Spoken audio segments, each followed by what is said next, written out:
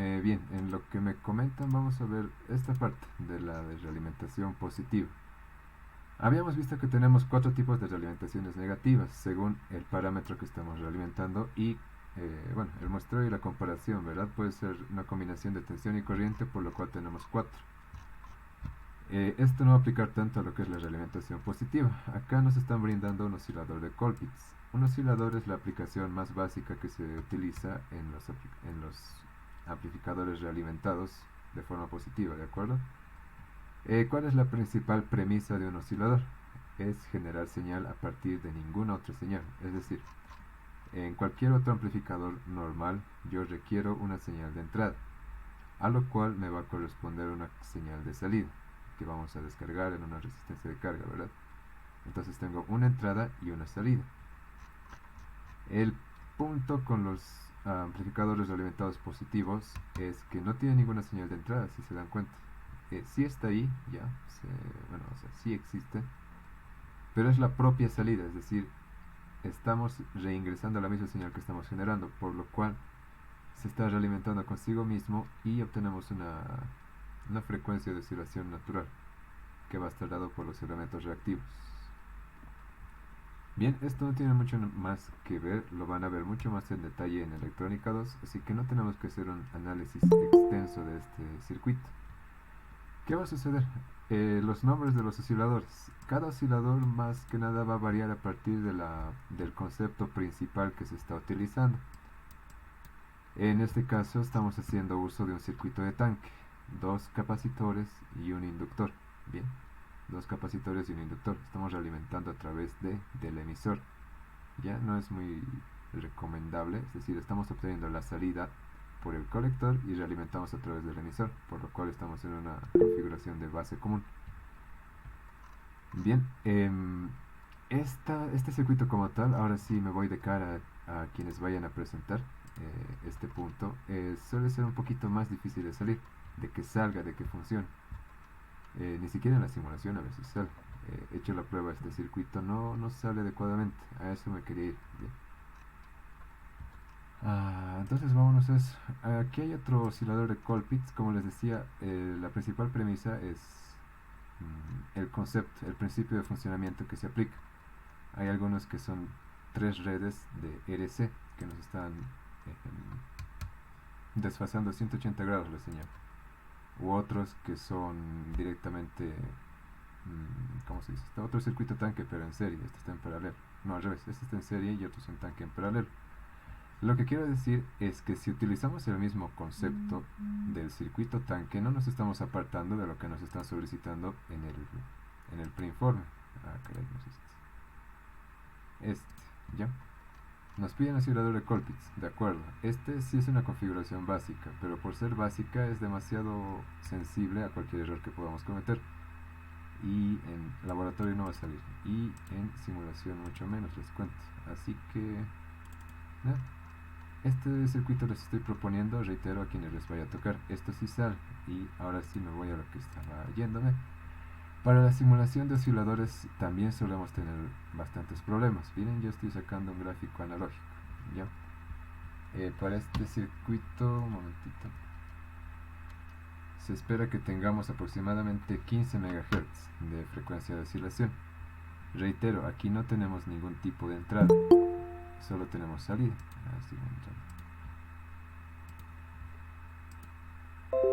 Ya solo tenemos salida, por lo cual vamos a extraer entonces del colector. Noten que ahora estamos reintroduciendo, mejor si lo señalo así, ¿no? Todo esto es mi circuito tanque, ya todo lo que está cubierto ahorita.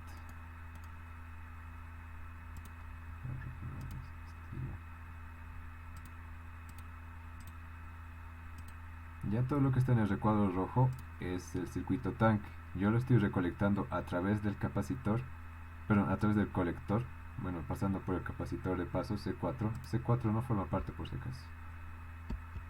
Y tenemos la red doble C y L, dos capacitores y un inductor.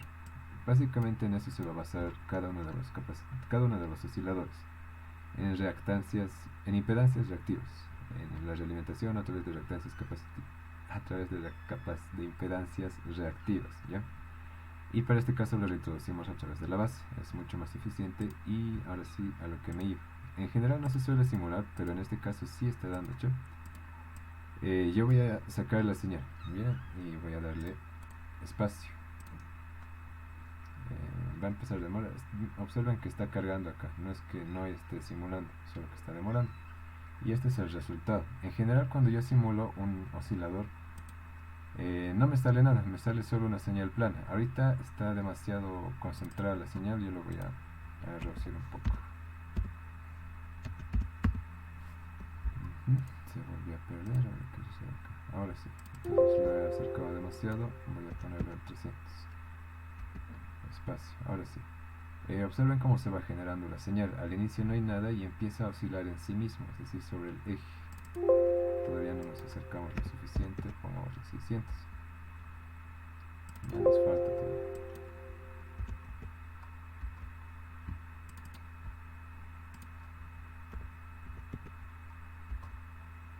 Ya, más o menos.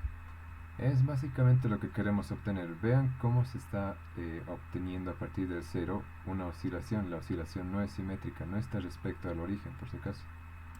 Y esto lo podemos modificar. Si es que en cualquier simulación de oscilador, ya sea de este curso o cualquier otro curso superior, no nos sale en Proteus, tenemos que eliminar esta opción. Siempre va a estar marcado por defecto y eliminamos la solución de C inicial. Y yo le doy en OK. Le vuelvo a dar espacio, simular gráfico. Y ahora sí me da un poco algo más coherente. Lo único que hace es eliminar el efecto de polarización al inicio de la simulación. Siempre vamos a tener una simulación respecto al tiempo, pero aquí lo que nos importa son los efectos transitorios de nuestro circuito. Es básicamente lo que quería comentarles. Si no les sale un circuito oscilador, no es porque esté mal diseñado, solo porque la gráfica no está bien colocada. O también podemos utilizar el osciloscopio que está acá. Yo lo voy a correr, se abre un osciloscopio y como ven ya está oscilando si quieren en nuestra gráfica. Apago los otros canales, centreo y agrando mucho ahora en el tiempo. Y ya ven, ese es el efecto de la oscilación. Estamos obteniendo una senoidal un poco distorsionada. Sí, noten que no es una senoidal pura, sino tiene su pequeño efecto de distorsión. Pero la señal patrón ya está. Lo que nos importa es generar una señal a una frecuencia dada. Y algo que me estaba olvidando también es la medición de la frecuencia. Se supone que esto está diseñado para una frecuencia aproximadamente de 15 MHz. ¿Y cómo puedo eso determinarlo con mi osciloscopio? Pues tanto en la gráfica como en el osciloscopio yo requiero medir el tiempo. Bien, ahorita acabé de habilitar la señal de cursores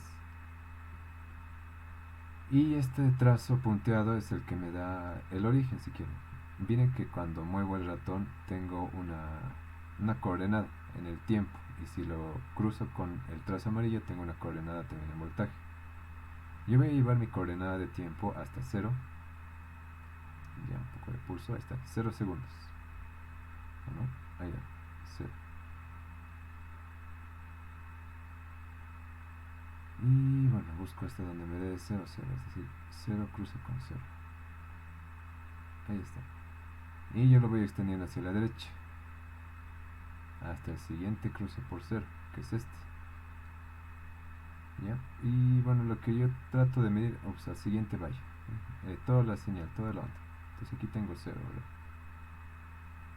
Estoy subiendo, estoy bajando, aquí está 0. Tengo 45,50 microsegundos. No sé si se logra ver. En el cruce de intersección tenemos la coordenada horizontal y la coordenada vertical.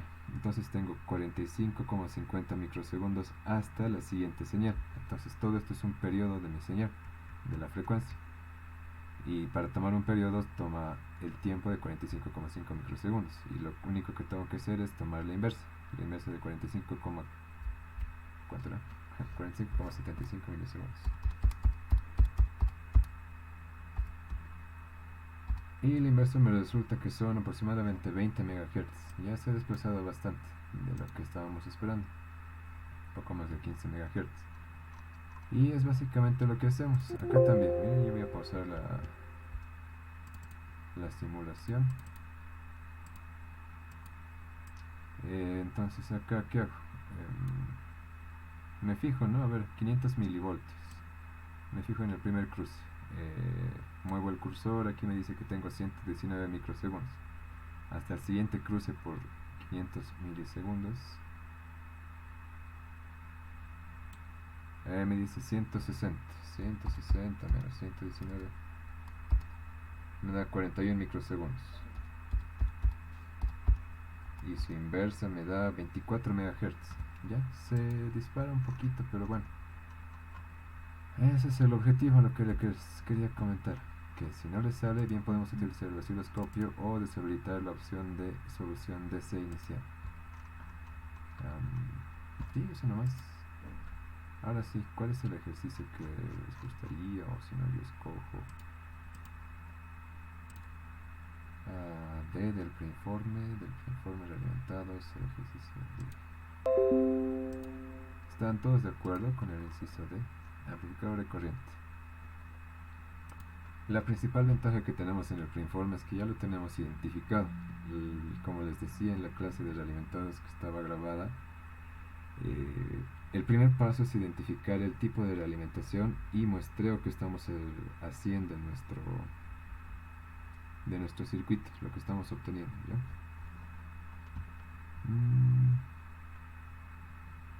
Entonces, ¿están todos de acuerdo, no? Con el D. Inciso D, inciso D.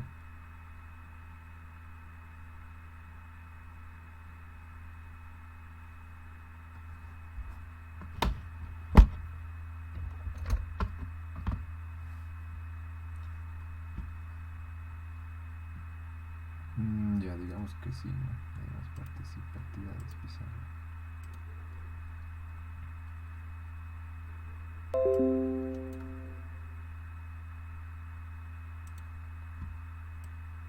Bien, ¿qué va a suceder con esto? Amplificador de corriente. Acá nos están solicitando diseño de un amplificador reventado de corriente, la figura 4, con una ganancia en malla abierta. Esto es algo importante, enseguida les comento. De 18 decibelios y una ganancia en malla cerrada de 6 decibelios. En el circuito diseñado determina. Bien, por efectos de tiempo, porque también tenemos que ver, esa es la presentación de realimentados y la parte de multietapa. Lo voy a dejar todo en aritmético ya. Ustedes lo reemplazan porfa con los valores numéricos. Entonces, ¿qué tenemos acá? Es un multietapa. ¿Qué tenemos? VCC 15 voltios, beta 1, beta 2 250 y una resistencia de carga de 1K. Perfecto. Lo primero que se hacía es identificar. Aquí que tengo muestreo de corriente. ¿Por qué es de corriente? Porque no estoy sacando directamente del mismo nodo de salida. ¿Dónde está?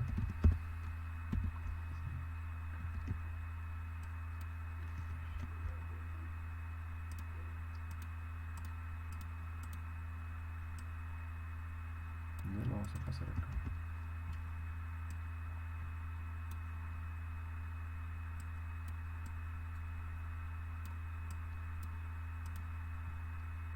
Y lo que me piden es ganancia enlace cerrado, no, enlace abierto, 18 dB.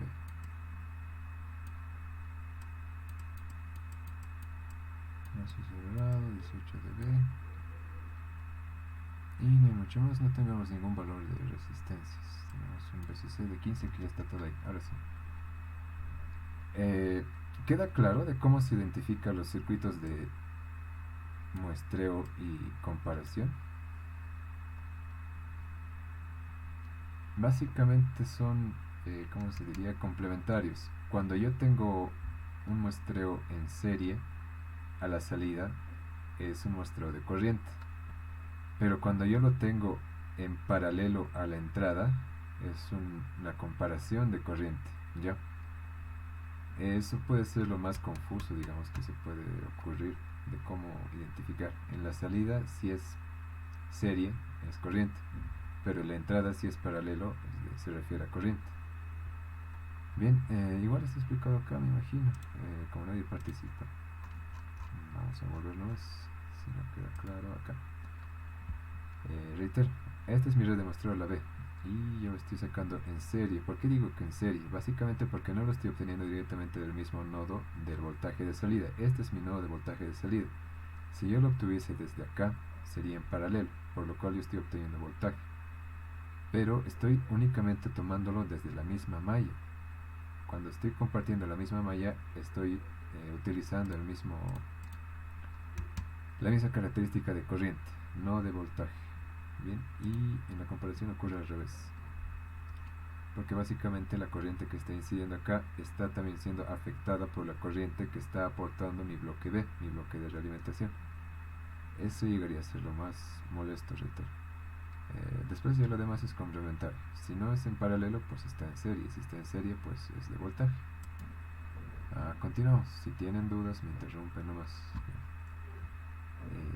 Luego, identificar la malla la red de realimentación. Ya, prácticamente va a ser todo lo que está encerrado acá, pero a ver, vamos a ver qué sucede. Entonces vamos a pasar directamente al análisis. No, pues nos toca análisis DC porque no tenemos las resistencias. Hacemos el análisis DC, de este primer circuito con este otro color. Hasta acá. Este es mi amplificador 1 y este es mi amplificador 2. Mi amplificador 1. ¿Qué puedo decir? Tenemos BCC. Vamos a hacer los circuitos directamente, ya sin hacer el equivalente para no perder más tiempo. En el circuito de C tengo una corriente de colector 1 multiplicado por la resistencia 1 más el voltaje colector emisor 1 y más corriente de emisor 1 por la resistencia 2. Esto es para la malla de entrada, perdón, para la malla de salida. Y para la malla de entrada, ¿qué voy a tener? BSC es igual aquí a la corriente de base 1 por la resistencia 3 más el voltaje base emisor de 1, que en general todos son iguales, ¿no? Y lo mismo, más la corriente de emisor 1 por la resistencia 2, eso se repite. Ya, pregunta, ¿alguien me puede decir qué tipo de polarización o cómo se llama esta polarización que estamos utilizando? Igual por un punto, para la práctica 6 en este caso, o para la 5 mejor. ¿Cómo se llama esa polarización, chicos?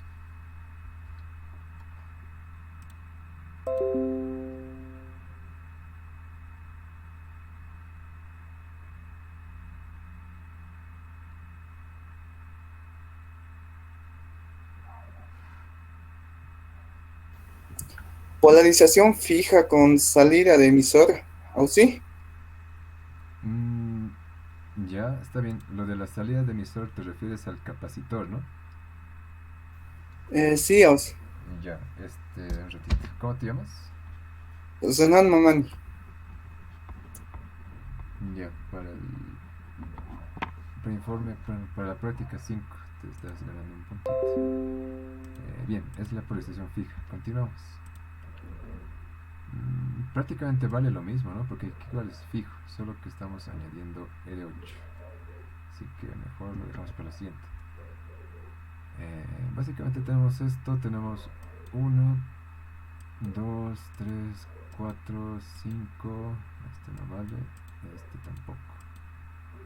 Estos 4, 5 variables. Ya. Y bueno, para el siguiente es lo mismo, ¿no? Para análisis de C, de mi amplificador 2, ¿qué hago? Lo propio. Mismas ecuaciones. Que era corriente de colector, en este caso multiplicado por R5, R8, R9. Colector 2 por R5. Vamos a adelantarnos, ¿no? Para que el voltaje colector emisor 2 más la corriente de emisor, este es emisor 2, multiplicado por R8 más R9. ¿Qué más? Y para la base es lo mismo, R4. BCC, corriente de base 2 R4 más voltaje base emisor 2 más la corriente de emisor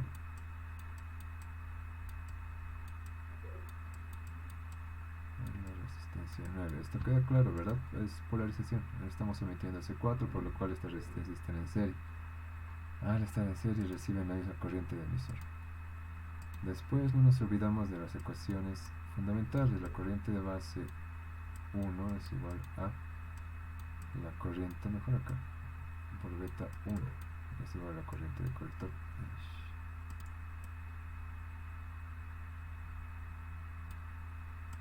a la corriente de colector 1, lo propio para la corriente de colector 2.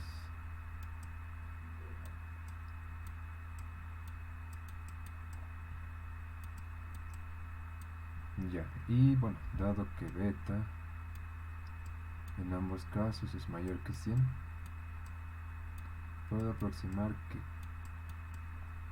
mi corriente de emisor es semejante a mi corriente de colector. Esto para el 1 y el 2. Perfecto, tengo otras cuatro ecuaciones. Aquí tengo otras 4 variables. Sí, lo siguiente que vamos a tomar es el voltaje colector emisor, voltaje de alimentación medios, ¿ya? Y con eso tenemos 1, 2, 3, 1, 2, 3, 4. Aquí tenemos 5 variables, ¿no? 6, 7.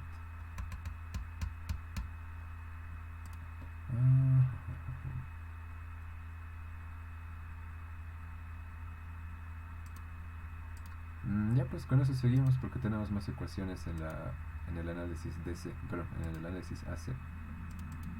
Aquí voy a sacar una copia de mi circuito.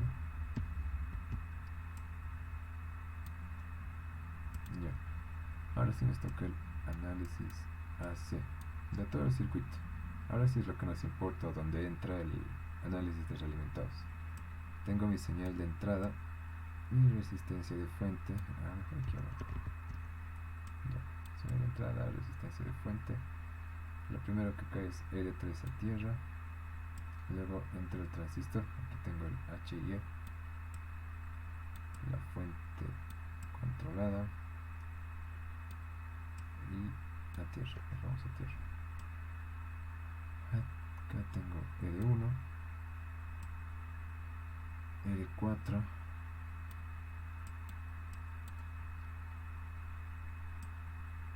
y luego el siguiente transistor, su HIE, y enseguida escribimos todo acá. Fuente de corriente, R5,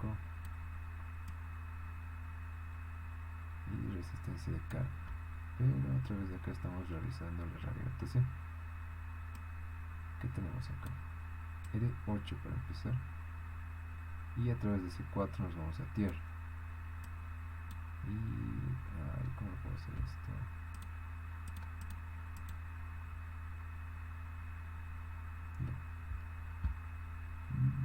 Desde acá estamos realimentando corriente, ¿verdad? Eso es.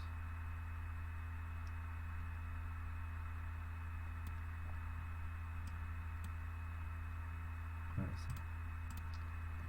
Es la RC.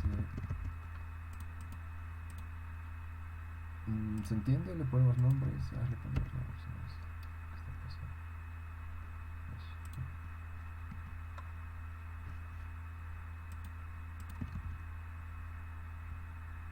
Otra vez. Ok. R3, aquí está la chilla. 1.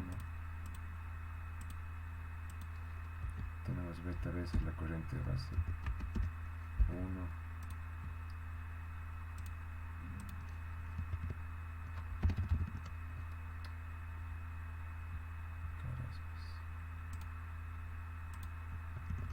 Resistencia 1.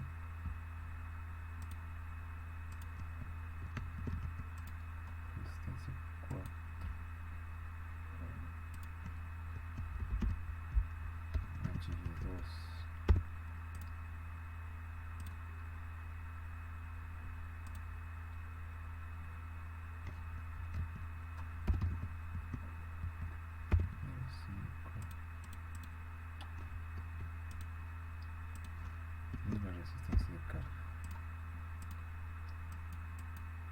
Bien, disculpen si me demoro demasiado, pero es mejor que mi pulso.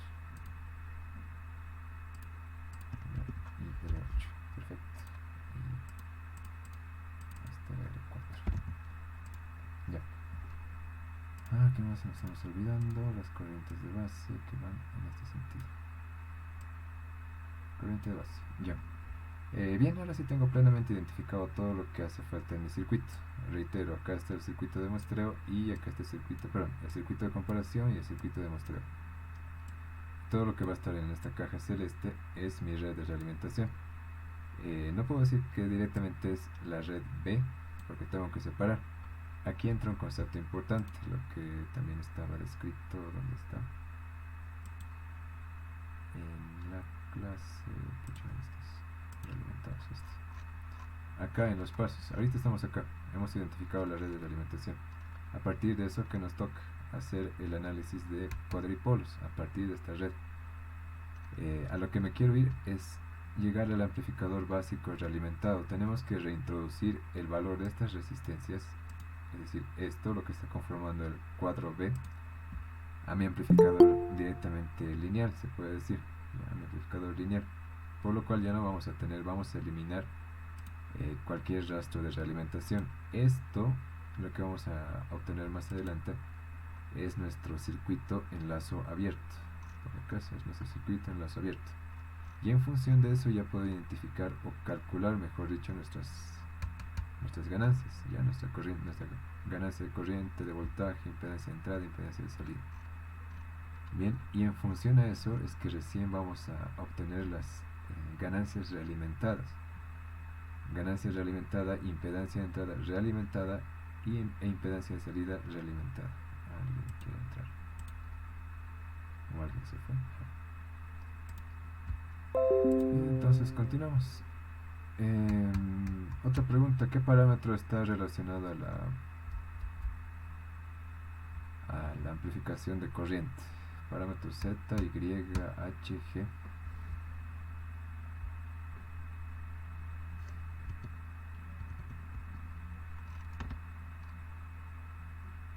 El G, Auxi.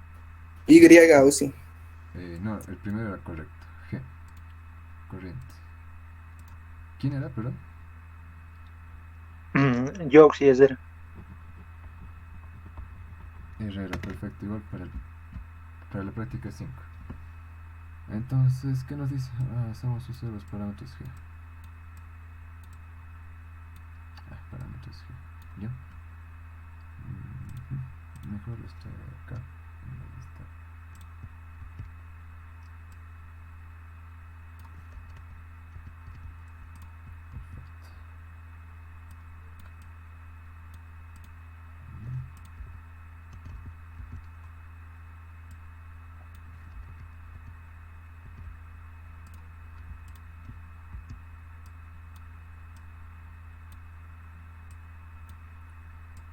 Ya, aquí es importante entonces la forma como vamos a obtener nuestros parámetros. Aquí sí es necesario volver a dibujar, pero únicamente lo del recuadro celeste. Mi cuadripolo es el siguiente. Es este pequeño circuito de acá. ¿Ya? Este se va más a tierra. Y lo que tengo que identificar, bueno, colocar, porque identificado ya está. Solo son mis parámetros de voltaje. Bueno, ahorita estoy colocando corriente y ahora voltaje. Bien, todo esto es lo que conforma mi cuadripolo. Voltaje 1, corriente 1. Siempre va a ser así, no va a cambiar, no importa en qué topología. Y 2 y voltaje 2. Perfecto. Esta es la RDF. L de feedback. Y la resistencia 8. Ya, entonces, ¿qué nos dice? Tenemos dos parámetros de impedancia y transconductancia. No, ¿qué se dice? Admitancia. Impedancia, admitancia y ganancia. Y tenemos que encontrarlos todos. No nos va a alcanzar otra vez copiamos.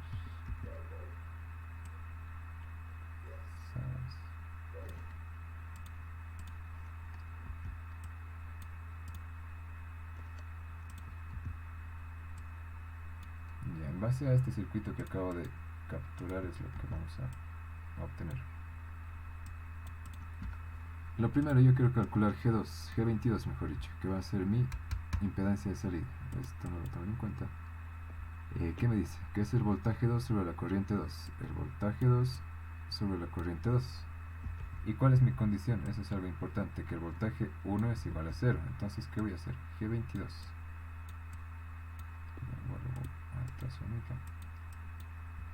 Es B2 sobre I2. Voy a copiar más. B1 es igual a 0. Ahora que voy a copiar mi circuito, lo único que tengo que hacer es voltaje igual a 0, por lo cual tengo que mandarlo a tierra. Estoy cortocircuitando. Cuando tengo un voltaje igual a 0 me indica prácticamente que es un cortocircuito. Bien, entonces acá lo voy a dibujar por su circuito aparte. Y este voltaje 1 ya no existe, se va a tierra. Y lo que tengo que medir, reitero, es voltaje 2 sobre I2. Ahora sí está mucho más sencillo. Hacemos únicamente ley de Ohm y la única corriente que circula acá es I2, por lo cual G22, mejor con texto, ahora sí. G22 igual a la suma, ley de Ohm, bien, porque son resistencias en serie. Y ya tengo mi G22.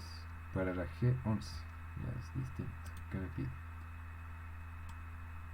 G11 es igual a corriente 1 sobre voltaje 1. Mi condición ahora es que la corriente 2 sea I0. Y si se dan cuenta ahorita, la principal dificultad es acordarse, no es memorizarse. Para corrientes parámetro G, para voltajes parámetro H, y transconductancia Z e impedancia Y, ¿ya? Y luego es formar su matriz. Véanlo esto como una matriz. Lo hemos visto también en el capítulo 3 por si acaso, lo pueden revisar ahí. ¿Okay? Véanlo como matriz y reitero, lo que nos importa son G11, G12, que este siempre va a ser beta, siempre el que tiene subíndice 12 es nuestro beta. Y G22, entrada, salida y beta. Ya una pequeña pausa. Ahora sí. Esto es igual a 0. Vuelvo a copiar mi circuito. Y lo que me interesa es que el voltaje 1, que va a dividir a la corriente 1. Aquí ¿qué se dice? Aquí la condición es que mi corriente 2 sea igual a 0. Es lo inverso del voltaje. Cuando el voltaje era 0, yo lo hacía cortocircuito, ¿verdad? Acá, yo lo cortocircuitaba a tierra. Cuando la corriente es 0, únicamente abro el circuito. Pero no por abrirlo va a desaparecer esta resistencia. Únicamente es como si estuviese así haciendo un cortocircuito desde acá. Pero esto no deja de existir. Por lo cual es lo mismo, solo que no dejen de tener cuidado también en las unidades. Aquí estamos haciendo voltaje sobre corriente, por lo que obtenemos resistencia. Acá estamos haciendo el inverso, corriente sobre voltaje, por lo que mi G11 va a ser igual a lo mismo, al parecer, solo en forma de admitancia. Más L8. Y todo esto igual a menos 1. Bien, por ser admitancia. Y ya tenemos esto. Ahora sí nos falta calcular la parte más importante, que es el beta. Mi G12 va a ser igual a la relación de corriente 1 sobre corriente 2. ¿Cuál es mi condición? Que el voltaje 1 sea 0. Por lo cual yo voy a dibujar así. Y directamente mi voltaje se va a tierra. Mi voltaje 1 igual a 0. Lo único que me queda es la corriente I2 de mi interés y la corriente I1 de mi interés también. Y aquí también tengo voltaje 2 positivo, negativo. ¿Y cómo hacemos esto?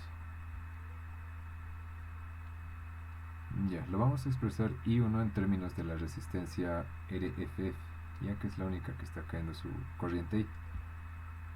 Y la corriente que está atravesando I2 es ambas resistencias, R8 y RFF. ¿ya? Y no olvidemos también la dirección.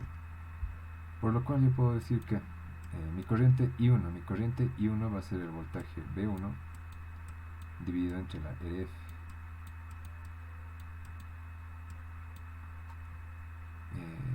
No, espera, el voltaje no es 0. Es un mal. Está mal. A ver, ¿cómo es esto? Chan, chan. Menos 1 no puede ser.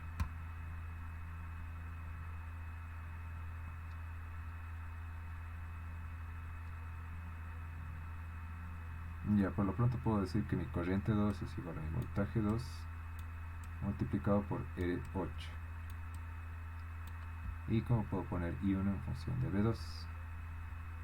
Divisor de tensión. La tensión que está cayendo entre mi RF va a ser igual a ¿qué? El voltaje de RF va a ser igual a voltaje 2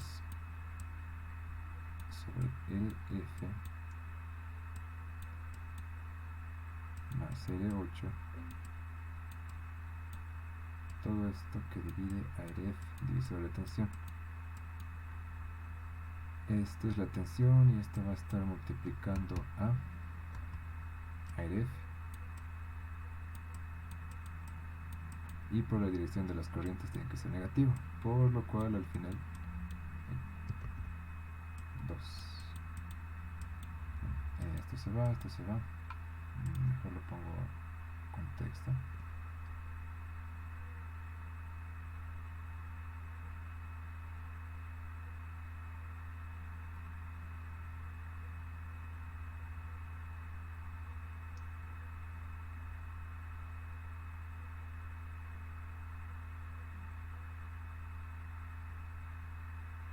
Aquí estoy mal, ¿no, chicos? Esto es dividido.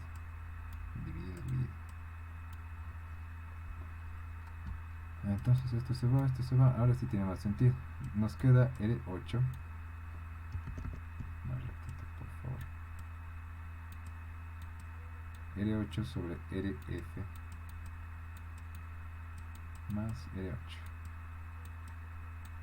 Negativo. Y ya tenemos los tres parámetros. Esto no nos olvidemos que es beta. Ahora sí podemos dibujar nuestro amplificador extendido. ¿Dónde está? Puedo sacar aquí. Creo que sí.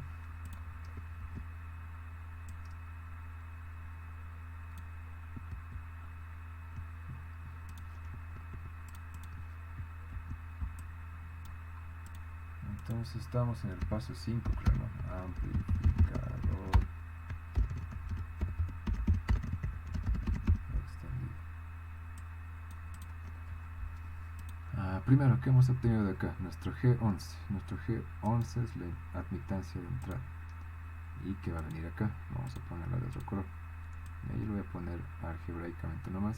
Y esto se va a ir directamente hacia tierra. G11. Y G12, no, perdón, G22 es la que va acá. G22. Perfecto. ¿Esto queda claro o hay que explicarlo?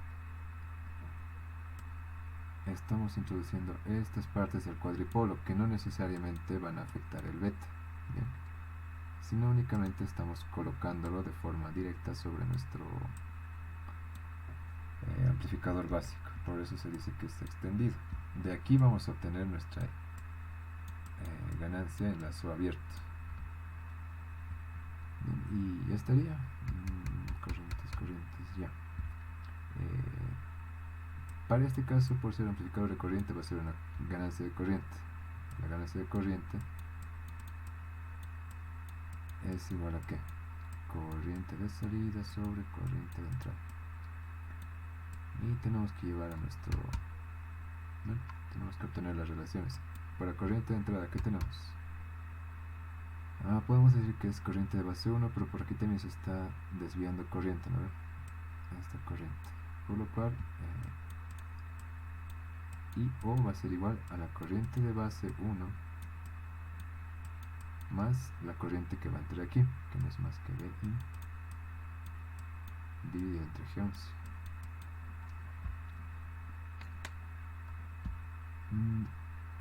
Esto es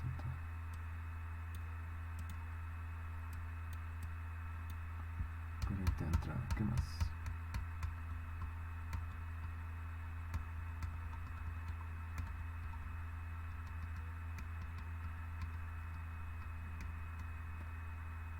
Aquí también tenemos una corriente, ¿no?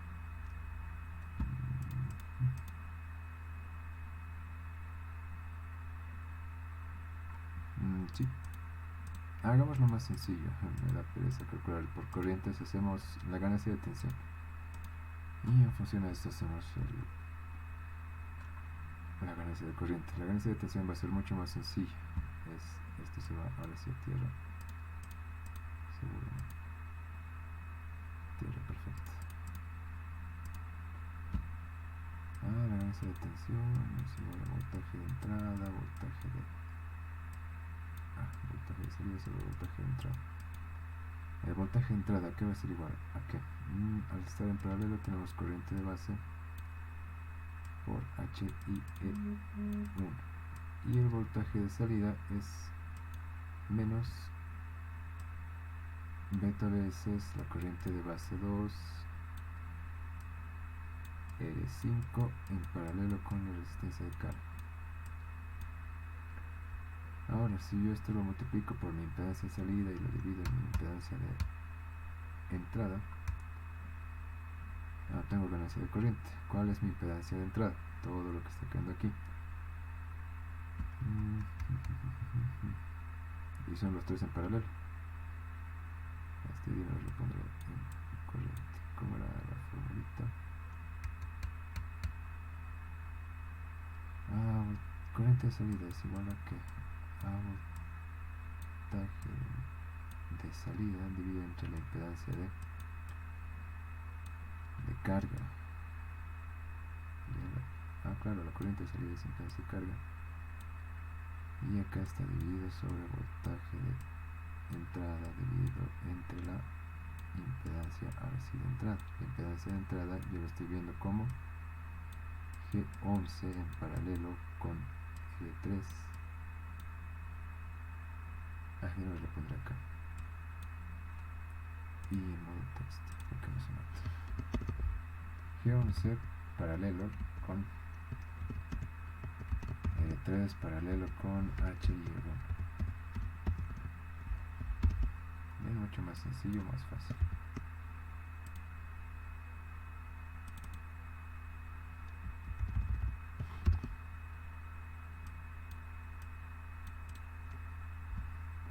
Y todo esto dividido entre la RL.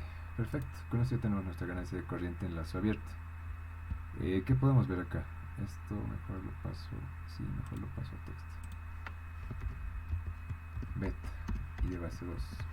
Y esto multiplicado por R5 multiplicado por paralelo con RL.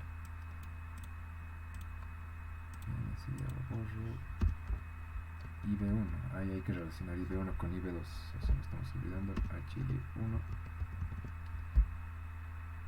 y nada más.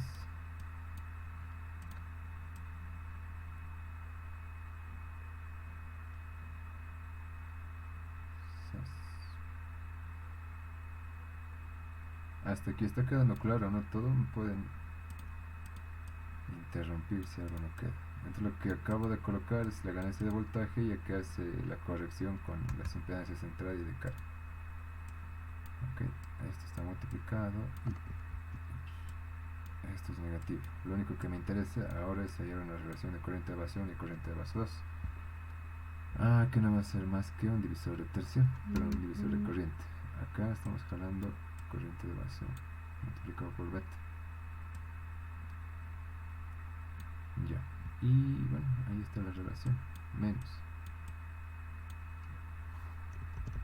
Pongámoslo de esta forma. Corriente de base 2 es igual a menos corriente de base 1. ¿Se entiende lo que estamos haciendo, chicos? Por favor, me interrumpen nomás si no se entiende. Menos beta. Ahora el divisor de corriente. R1 más R4 más HIE2. Todo esto multiplicado por G22. y 1 más beta 2. Bien, ese es el efecto que tiene nuestra ganancia de corriente acá. Y todo esto entre todas las resistencias que no me interesan, ¿verdad? L1 más L4 más HY. Como ven, se hace un poquito más molesto, no un poquito, sino mucho más molesto, más moroso el cálculo para este tipo de amplificadores realimentados. Lo que no quería es HY2. Ya, por cierto, todo esto es una sola resistencia. Y aquí me faltó el más.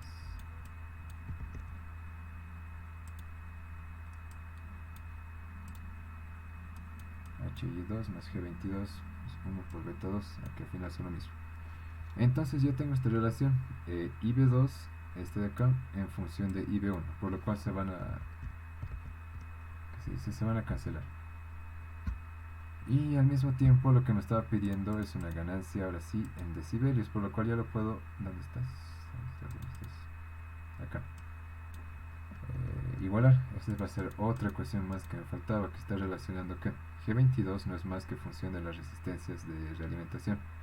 L1 y L4 siguen siendo resistencias incógnitas, y HY2 también va a ser parte o función de la polarización. No se olviden que cualquier HY es beta B, es voltaje equivalente térmico sobre la corriente de trabajo, la corriente de colector. Bien, entonces esta ganancia I es la que yo tengo que... Este es IO, enlace abierto, IO. Es la que yo tengo que igualar a los 18 decibelios que me está solicitando. Ya sabemos que para obtener en decibelios, cualquier ganancia en decibelios, ¿cómo se va a poner? Se obtiene a partir de multiplicar el logaritmo en base decimal de la cantidad que estamos utilizando. 20 log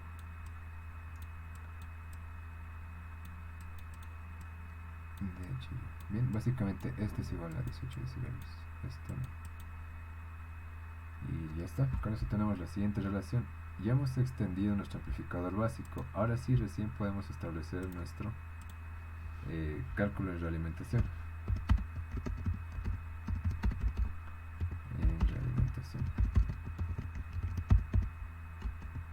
Ahora sí tenemos A y F, la ganancia de corriente realimentada, la impedancia de entrada realimentada y la impedancia de salida realimentada. Esto entonces me gustaría que quede bien claro, tengo que explicarlo esa parte, pero mejor con este ejemplo, ¿no? ¿Qué va a suceder acá? ¿Cómo se puede poner? Todo esto, reitero, es el amplificador A, ¿ok? Enlazo abierto. Está incluyendo las resistencias G11 y G22 que hemos calculado en el paso previo, todo esto de acá. Por lo cual únicamente estamos aislando el término beta, es lo que más nos interesa, la ganancia de nuestro circuito de realimentación. Entonces todo esto es A, ¿ok? Todo esto es A enlazo abierto.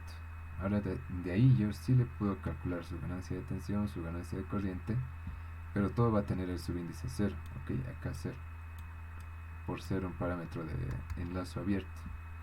Una vez que yo extienda, voy a introducir, mejor dicho, el factor de sensibilidad o insensibilidad A por B. ¿Bien? Es ahí donde recién se toma en cuenta la parte de la realimentación, porque yo estoy tomando directamente la ganancia beta, porque hasta aquí solo hemos utilizado G11 y G22, pero todavía no utilicé beta. Ahora sí yo lo voy a utilizar. Bien, aquí me estoy olvidando algo. No, sí está bien, negativo. Eso queda claro, chicos. Cálculo de enlazo abierto y enlazo cerrado. Ese es el procedimiento que se utiliza. Esto no significa que las resistencias de realimentación vayan a incidir directamente sobre mi amplificador A. Lo único que estoy haciendo es separando el amplificador A con su ganancia A y el amplificador B únicamente con su ganancia B. No es nada más que eso. Bien, entonces esta era la parte más difícil, establecer esta relación. Ahora todo se multiplica, ¿cómo se dice? se divide por el factor de desensibilidad. Aquí es todo fórmula, por si acaso, a partir de este punto. Entonces la parte más complicadita, se puede decir acá, era lo dicho, el cálculo de estos. Como se puede ver, se hace una fórmula larguita, un chorizazo se puede decir. Más que nada por esta relación de IB2 con IB1 y la fórmula de relación de ganancia. Tampoco estamos calculando la impedancia de entrada y la de salida. La de entrada sí la hemos calculado, que no es más que el paralelo de G11 con ED3 con HI1. Bien, eso lo anotaremos más. Reitero nuevamente, por favor, si hay dudas o preguntas.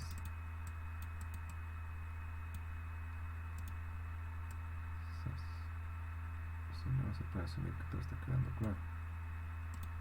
No creo que estoy hablando muy bien.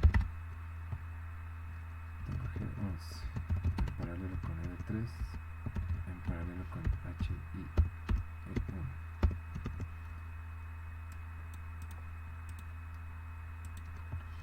Y el ZO, todo esto, reitero, enlazo abierto. Es directamente R5, si mal no me equivoco. Por la técnica de voltaje de prueba. Tengo voltaje, se cierra acá, no tengo corriente, acá no tengo corriente, no influye G22. Y la única impedancia que va a haber es R5, ¿sí? Lo único que tenemos es R5, ya. Y ahora sí, reitero, solo entra la formulita. Ganancia de corriente realimentada. Es igual a la corriente, ganancia de corriente dividida entre el factor de insensibilidad. Uno más AI por beta. Este voy a poner así. Beta. No se ve bien. Beta. ¿Ya? Y esto es lo que también me están solicitando, si mal no me equivoco eran 6 decibelios. 6 dB. Por lo cual yo voy a decir que 20 veces el logaritmo de esto.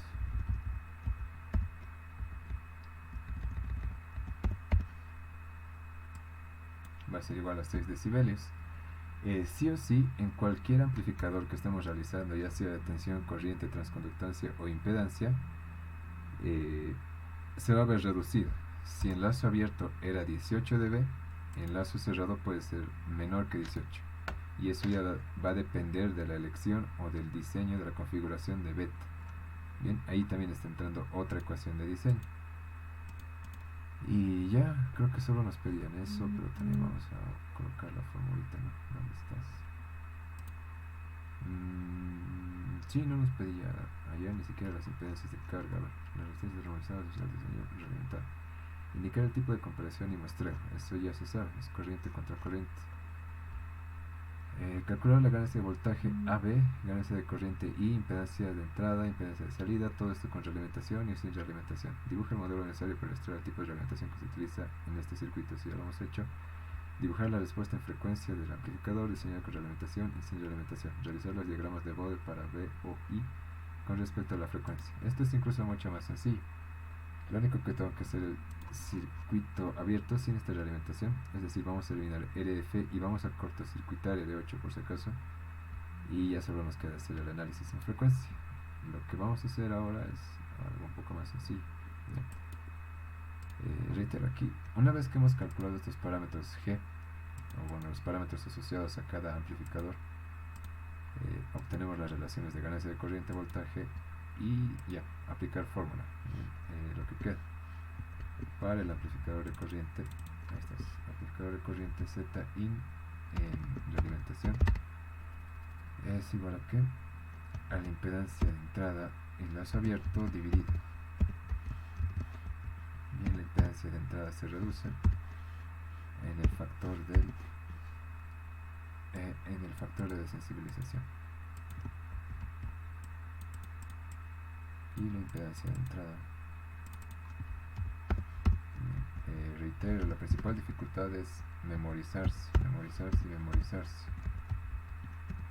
La impedancia de salida multiplicado, en este caso se multiplica por el factor de desensibilización. La impedancia de salida crece. Y ya estaríamos con eso. Ya teníamos que hacer el análisis de frecuencia. Del análisis en frecuencia que vayamos a obtener, la frecuencia de corte inferior se va a ver reducida. Esta es la frecuencia de corte inferior en realimentación. Esta se va a ver dividida también por el factor de desensibilización. Todo está en base a eso, por si acaso. Por eso es muy importante llegar hasta ese punto. Ya, y bueno, esta es base de mi frecuencia de corte inferior. Esto.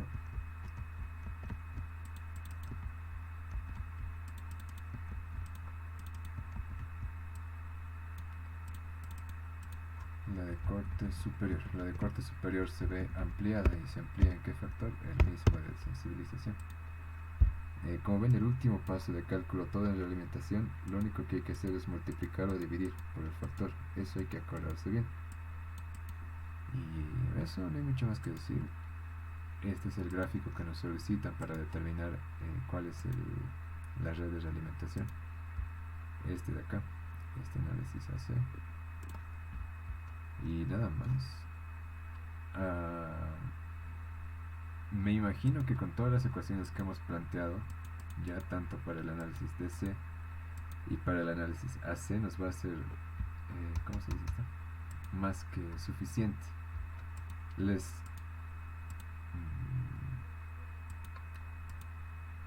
aconsejo calcular primero H y E1.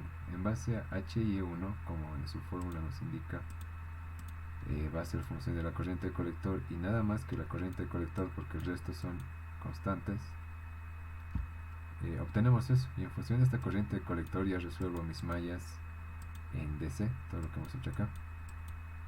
Va a ser mucho más sencillo. Entonces, según el requerimiento de H y E para lograr para la impedancia de entrada, para lograr tanto la ganancia en lazo abierto como la ganancia en lazo cerrado, podemos obtener este valorcito y ya nos va a resolver gran parte del circuito de polarización, y lo único que nos va a quedar es ajustar el circuito de realimentación. Y eso sería, esto sería.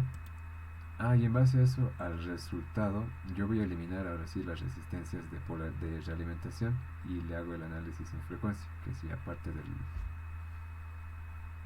de nuestro, ¿qué se dice? Del capítulo anterior, tema 4. Ven, toma tiempo, o sea, ahorita el planteamiento de las ecuaciones incluso toma su tiempito.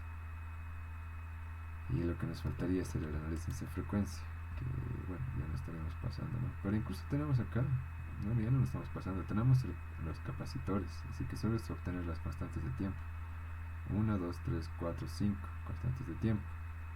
Y como no nos están dando el capacitor como tal, yo me puedo inventar mis capacidades CPI, CMU, y con eso también obtengo mi frecuencia de corte superior. No sé si queda claro, hay alguna duda o no sé.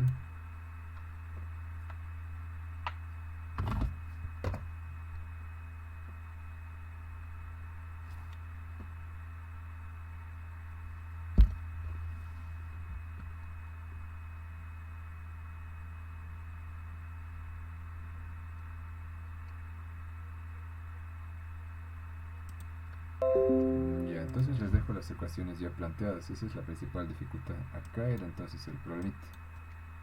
Acá solo era la interpretación de las fórmulas. Bueno, no sé si no tienen preguntas, dudas. Pasamos a potencia nada más. Ya, la aclaración que tampoco hice. Para el diseño de este tipo de osciladores solo divídanlo en dos partes. Esta, que es el circuito más común, el más conocido, que solo es un amplificador. Pónganse todos los criterios de diseño que ustedes gusten, BCC medios,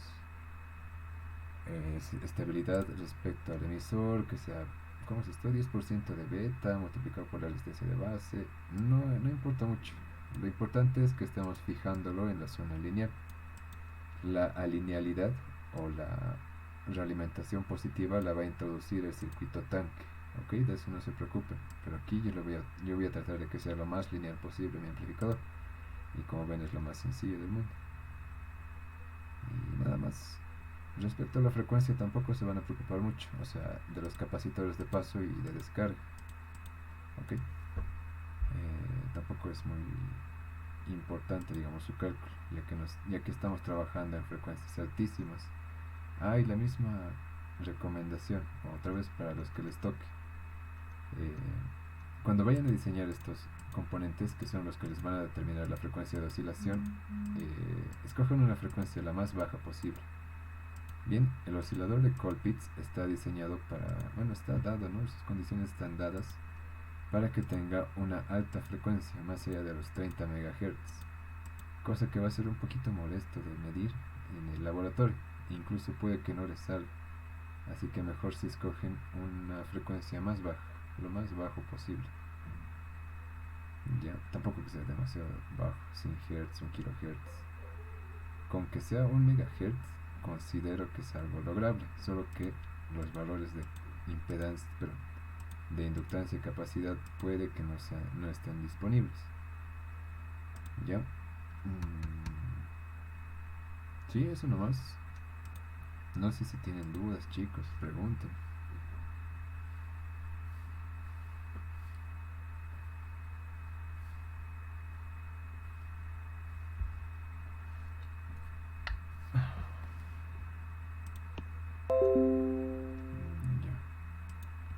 Respecto a la presentación, creo que sí se ha cubierto todo, no había mucho más que decir.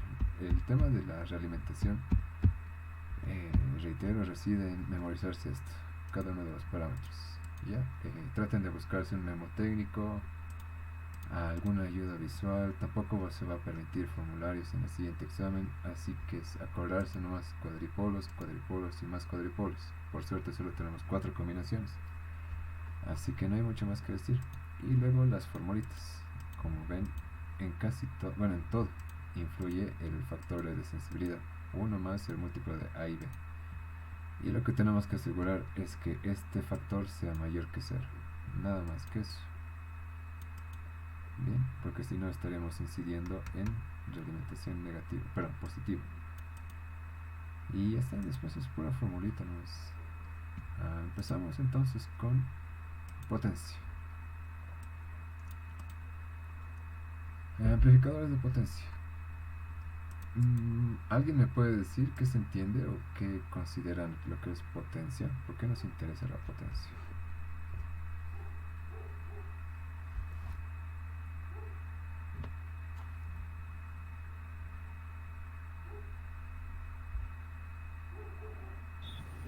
Buenas noches, auxiliar. Sí, Su buenas noches. propósito principal es proporcionar potencia a una carga, ¿no? Con niveles aceptables de distorsión en los diseños. Ya. ¿Quién participó? Disculpa. Ariel Monge. Ariel Monge. ¿Alguna otra opinión, participación, chicos?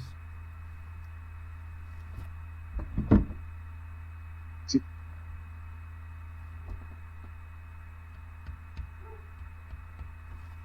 Nos interesan los términos de potencia porque casi la mayoría de las cosas trabajan con reguladores de potencia.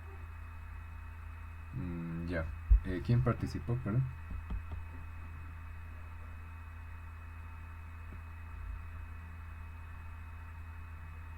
Hola, ¿quién era? Si me escucha, creo que no me escucha. Ahora sí te escucho. ¿Escuchó mi participación aquí o no? Parte de tu participación, pero tenías la idea. ¿Quién era, para empezar?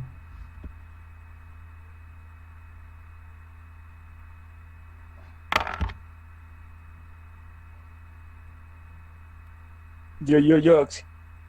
Ah, ya.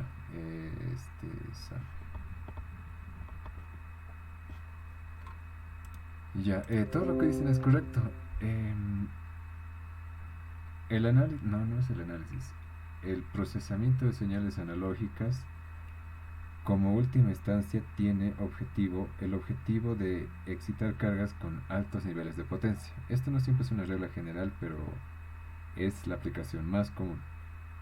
¿Qué es lo que queremos decir? La aplicación más factible, más cotidiana que podemos ver son los amplificadores de audio. Bien, o cualquier amplificador de sonido, es lo que más se ve, lo que más podemos encontrar en nuestro diario vivir. ¿Qué sucede? El amplificador de audio recibe una pequeña señal de sonido, de música, dentro de la banda de, de audiofrecuencia y la amplifica o le hace el tratamiento, puede hacerle, no sé, la puede ecualizar, la puede amplificar, la puede invertir, qué sé yo. El objetivo final es excitar un parlante, un parlantito, con toda la mayor potencia posible. Ahí ya no nos interesa la amplificación o la ganancia de voltaje o de corriente, sino la conjunción de ambos, de voltaje y corriente.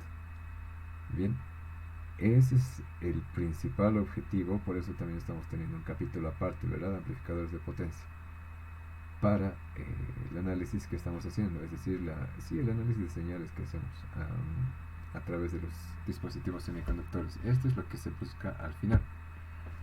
Bien, en un sistema analógico entonces, como les decía, tenemos dos partes. Una que va a ser la preamplificación. Bien, sus principales características: tenemos rangos de tensión y corriente pequeños. ¿Qué sucede con esto? Estamos haciendo el preprocesamiento de la señal. Reitero, lo podemos amplificar en corriente o en voltaje. Sí, es lo único que hemos estado haciendo hasta ahorita, ¿verdad? Ganancia de corriente y voltaje. También la adaptación de impedancias. Esto es muy importante. La adaptación de impedancias no es más que fijar una impedancia de entrada y una impedancia de salida adecuada para nuestro sistema. Bien, aquí sí entra de forma muy tácita lo que es el cálculo y el diseño de estos acoplos de impedancia, ¿ya? Y bueno, la etapa aplicativa, la etapa de potencia. Esto es lo que va a ir o se va a entregar directamente al parlantito, ¿ya? Si vamos directo al mismo ejemplo del amplificador de sonido. Cualquier parlantito, cualquier radio que ustedes hayan visto, pues tiene un sistema de amplificación de potencia. Bien, entonces, ¿qué lo caracteriza? Rangos de tensión y corrientes elevados, ¿ya? Aquí si yo, qué sé yo, acoplaba una impedancia adecuada, una impedancia de entrada elevada, una impedancia de salida pequeña, no me importa, digamos, que sea una tensión o una corriente grande en amplitud, pero en la etapa de potencia es lo más importante. Mientras más tensión y más corriente tengamos, pues en consecuencia tenemos más potencia. Y esto, como bien comentaba el compañero, al manejar potencia, grandes señales, es más probable distorsionar la señal, y eso es lo que menos queremos. ¿Por qué? Porque como habíamos visto, ya no me acuerdo en qué episodio, en qué capítulo, se tiene en cuenta también la fidelidad que tiene la señal de entrada con respecto a la salida. Se espera que no se modifique la forma de onda, es decir, que mantenga su naturaleza sinusoidal, y no se introduzca ningún tipo de deformación en esta señal. Eso es lo que se busca. Y en las etapas de potencia es lo más probable que suceda, se pueda deformar, por lo cual tenemos que tener cuidado en nuestro diseño. Bien, y también puede introducir ganancia extra, que es un beneficio aparte, ¿no? Entonces, ahora sí, un amplificador de potencia tiene el objetivo de entregar la máxima potencia a la carga. Ya para nuestro ejemplo es el parlantito, con mínima distorsión y máximo rendimiento. El rendimiento lo vamos a ver a continuación. ¿A qué nos referimos con rendimiento? Bien, el rendimiento no es más que la potencia que va a caer sobre la carga, es decir, mi objetivo final, ya para el ejemplo del parlante, toda la potencia que va a entregar mi circuito debería estar desviada hacia este parlante y se va a dividir entre toda la potencia total, es decir, bueno, vamos a ver un ejemplo cualquiera. Bueno, este es el ejemplo resuelto que tengo para esta clase. ¿Cómo se puede poner? Ya, ¿dónde estamos? Vamos a hacer un cuadrito.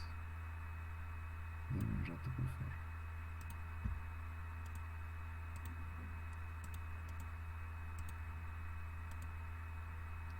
Todo lo que estoy encerrando dentro del cuadro es el amplificador que yo estoy diseñando.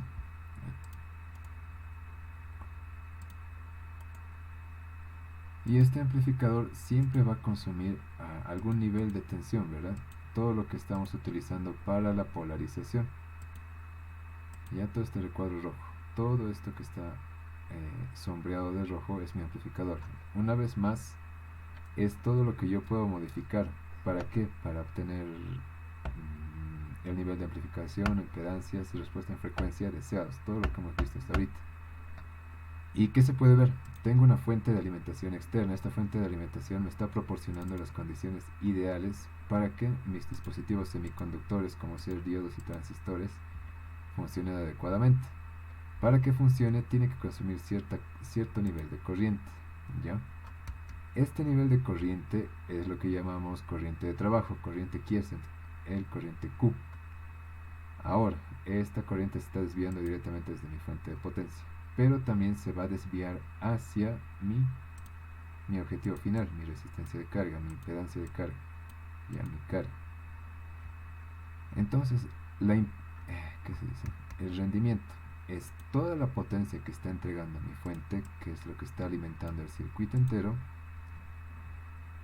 dividiendo toda la potencia que va a caer sobre mi objetivo final. Ese es el rendimiento. El rendimiento ideal, que es prácticamente imposible, es imposible de hecho, es que toda la potencia se desvíe directamente hacia mi hacia mi impedancia de carga. Eso es imposible porque tengo que asegurar también que mis transistores y diodos trabajen en un punto de trabajo adecuado, estén en un punto de trabajo adecuado. ¿Para qué? Para lograr mi cometido de amplificación, ¿ya? Esto es sumamente importante porque en los niveles de potencia, en el rango de trabajo de potencia, los transistores consumen más corriente, por lo cual hay grandes pérdidas de potencia. Bien, se denomina pérdida de potencia a todo lo que no está cayendo sobre mi carga, ¿ya? Por ejemplo,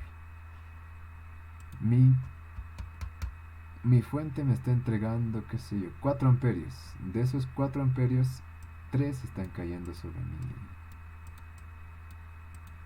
mi impedancia de carga. Entonces mi eficiencia, mi rendimiento, se podría decir o aproximar a que es el 75%.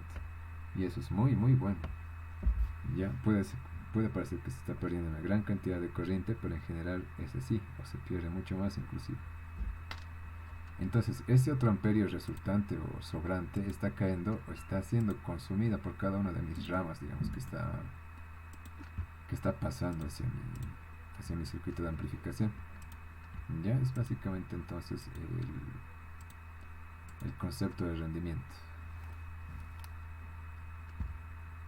Después, ¿qué más? Etapa de salida, proporciona grande.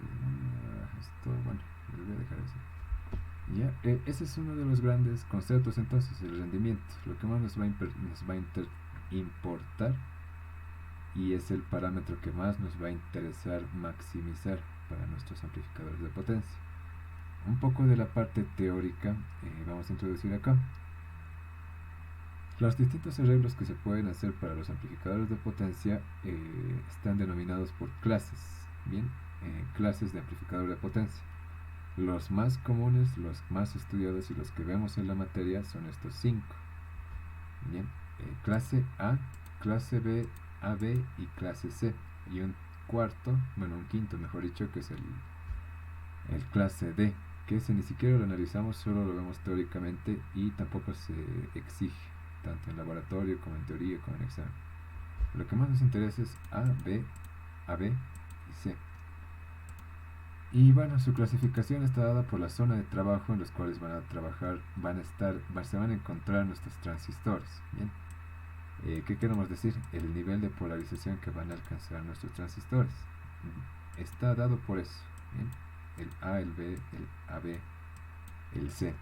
Como curiosidad les comento que hay más de 25 tipos de amplificadores, clases de amplificadores, que abarca casi todo el abecedario, porque si todos están en función de A, B, está el E, F, EF, T, U, B, hay uno que es XD, TU, W, etc. Pero cada uno de esos son únicamente variaciones de estos 3 principales, ¿ok? Las variaciones que puedan encontrar en estos tipos de clases de amplificador únicamente difieren por 2 cosas. El tipo de aplicación. Estos 4 son aplicables a cualquier problema que podamos tener de potencia, pero eso es el resto que no estamos viendo, son de aplicación específica, ¿ya?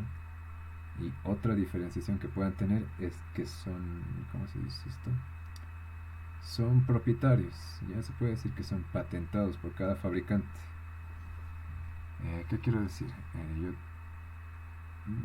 Ya no me voy a extender en eso, sino que son propietarios. Un fabricante ha diseñado su propio tipo de amplificador. Es un clase AB, pero le ha aumentado, qué sé yo, 2 diodos más, entonces ya forma parte de su inventario. Bien, eso como curiosidad. Lo que tenemos que ver es únicamente AB, AB y C. ¿Ya? Y acá podemos distinguir las aplicaciones. El C es el más, ¿cómo se puede decir? Es el más rarito, digamos. A, B y AB son los más aplicables. Y clase C es aplicado en radiofrecuencias. Bien. Eso lo vamos a ver más claro más adelante. Habíamos dicho que los amplificadores se clasifican según el tipo de polarización que están recibiendo.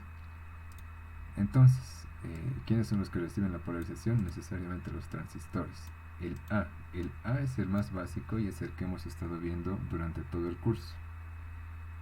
Bien, ¿cuál es su principal desventaja? Es que todo el tiempo está encendido, por lo cual está consumiendo corriente, por lo cual está rebajando el rendimiento de nuestro amplificador.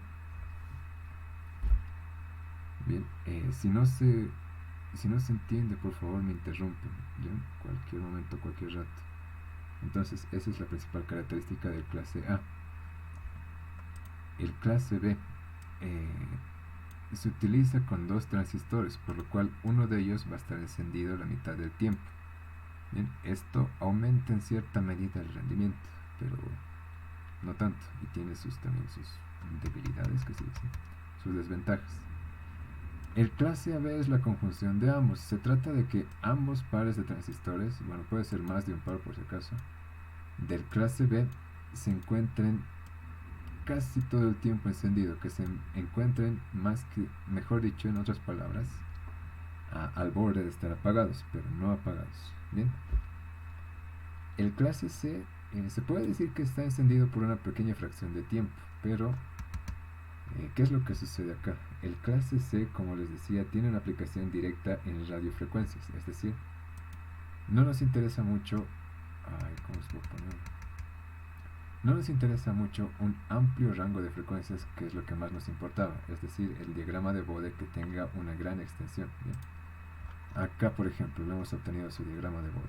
El amplificador clase C, únicamente lo que se busca, su aplicación más extendida, es una respuesta en frecuencia bastante corta, bastante estrecha.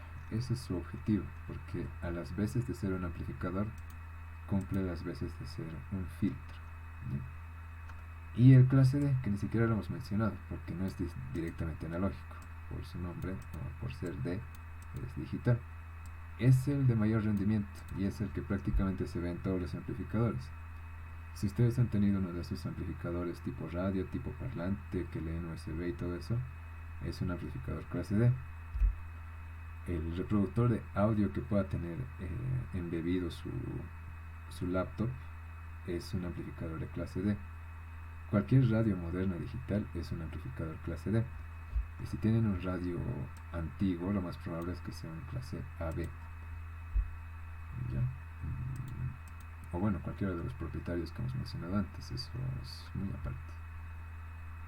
Bien, entonces, ¿cómo podemos determinar la potencia que cae en cada uno de nuestros dispositivos? Es muy sencillo.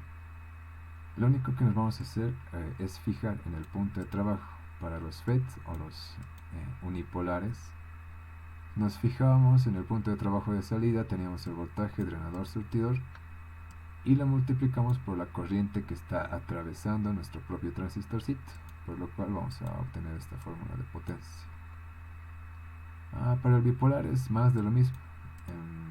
Vamos a tomar en cuenta la corriente de base, que es la que está polarizando la juntura emisora, y la juntura emisora es la que está directamente polarizada, por la cual la emisión o la caída de potencia en esta juntura es totalmente despreciable en comparación con la real caída de potencia, que es la que está sucediendo en la juntura colectora y que está, bueno, dada por el voltaje colector emisor multiplicado por la corriente colector.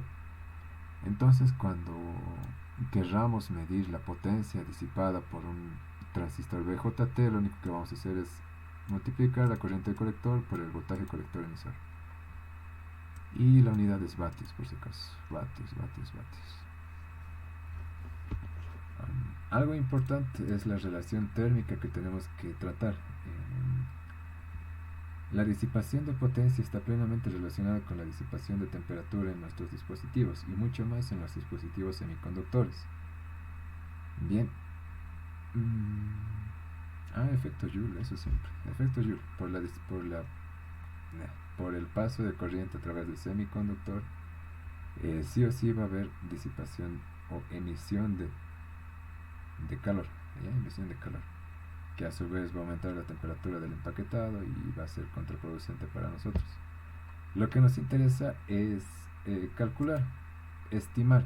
Bien, si alguno se ha dado la tarea de abrir algún amplificador análogo, no digital, bueno, también los digitales tienen, pero a lo que me quiero ir es que los transistores de potencia que se suelen utilizar para las aplicaciones de audio siempre llevan un pequeño disipador que no es más que una pieza de metal que conduce directamente la temperatura que genera nuestro transistor directamente al ambiente, es decir, la disipa, como bien dice su nombre, la expulsa hacia el exterior, cosa que esa temperatura, que ese calor no se almacene, no se almacene dentro de nuestro dispositivo, con lo cual estamos manteniendo un régimen de temperatura estable. Bien, y el cálculo es básicamente esto, es como física 2, física 2. ¿Cómo era esto? Es casi como la ley de Ohm, por si acaso. Un diferencial de potencial, en este caso la diferencial de temperatura, sobre la resistencia térmica. Es básicamente la fórmula que les van a pedir en el preinforme, resistencia térmica. Bien, es una analogía, la ley de Ohm, en este caso para la emisión o disipación de temperatura. Bien. Mucho más de eso no hay que decir, solo que para el cuidado en la aplicación física, en la aplicación de la vida real, vamos a estar trabajando con buenas cantidades de corriente, por lo cual nuestro transistor puede calentarse e incluso quemarse. Por eso tengan cuidado y tengan el cuidado también de utilizar uno de estos disipadores. ¿Qué más? Disipación de potencia de transistores.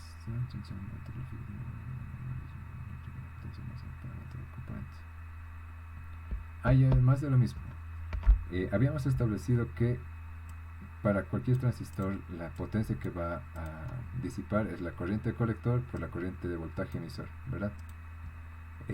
Va a ser el producto. Entonces en nuestro gráfico cartesiano de la curva de salida se va a trazar estas curvas de potencia.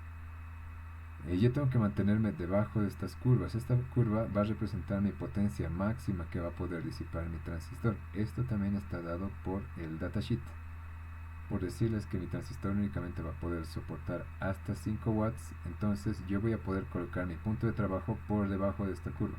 Bien, si yo coloco mi punto de trabajo acá, próximo al voltaje colector-colector, es decir, al voltaje de alimentación, está bien, porque a pesar de estar con una tensión alta, una tensión colector-emisor alta, estamos manteniendo una corriente de colector baja.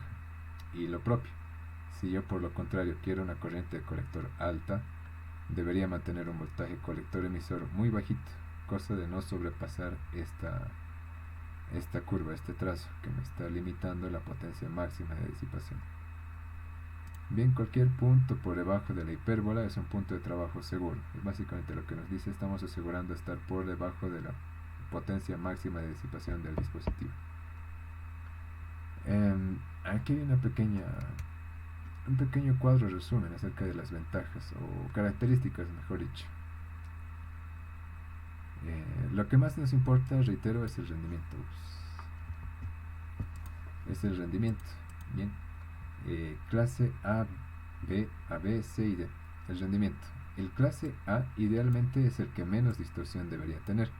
Sin embargo, es el que menos rendimiento nos proporciona. Está limitado hasta el 50%, esto teóricamente.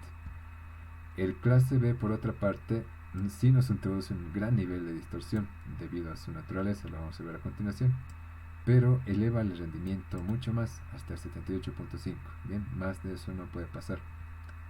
El clase AB, al ser una combinación de la clase A con la clase B, pues tiene una conjunción también de sus características. Introduce un nivel de distorsión pequeño y no puede tampoco superar el rendimiento mayor a 78,5. Sin embargo, la principal ventaja es que está eliminando la gran cantidad de distorsión que nos está introduciendo el amplificador clase B. El clase C es otra historia, como les comento. El clase C, digamos, es el amplificador rarito que nos toca estudiar, solo que la máxima aplicación que vamos a tener es la aplicación en frecuencia. Vamos a ver esto en su figura, a qué nos estamos refiriendo, por qué es tan raro este clase C. Ya, y el clase D es el más ideal, reitero, es el que se utiliza extendidamente actualmente en cualquier aplicación pequeña o grande de sonido, y es completamente digital, por lo cual tampoco forma parte del análisis que vamos a hacer, solo como una curiosidad o como una actualidad, mejor dicho, de lo que se utiliza. Ya. Continuamos, ahora sí vemos a cada uno. Amplificador de potencia clase A. Como habíamos dicho, la distorsión es mínima. La distorsión es mínima en la señal de entrada. ¿Por qué? Porque prácticamente nuestro transistor está trabajando todo el tiempo encendido. Nuestro punto de trabajo se encuentra al medio de la curva o de la recta de... ¿qué se dice? De la recta de carga. Ya, por lo cual, al estar encendido todo el tiempo, tiene una corriente Q, bueno, una corriente de trabajo elevada, considerable. Bien, que también está multiplicada por un voltaje colector emisor de trabajo considerable. Esto, reitero, nos está asegurando una forma de onda sin distorsión.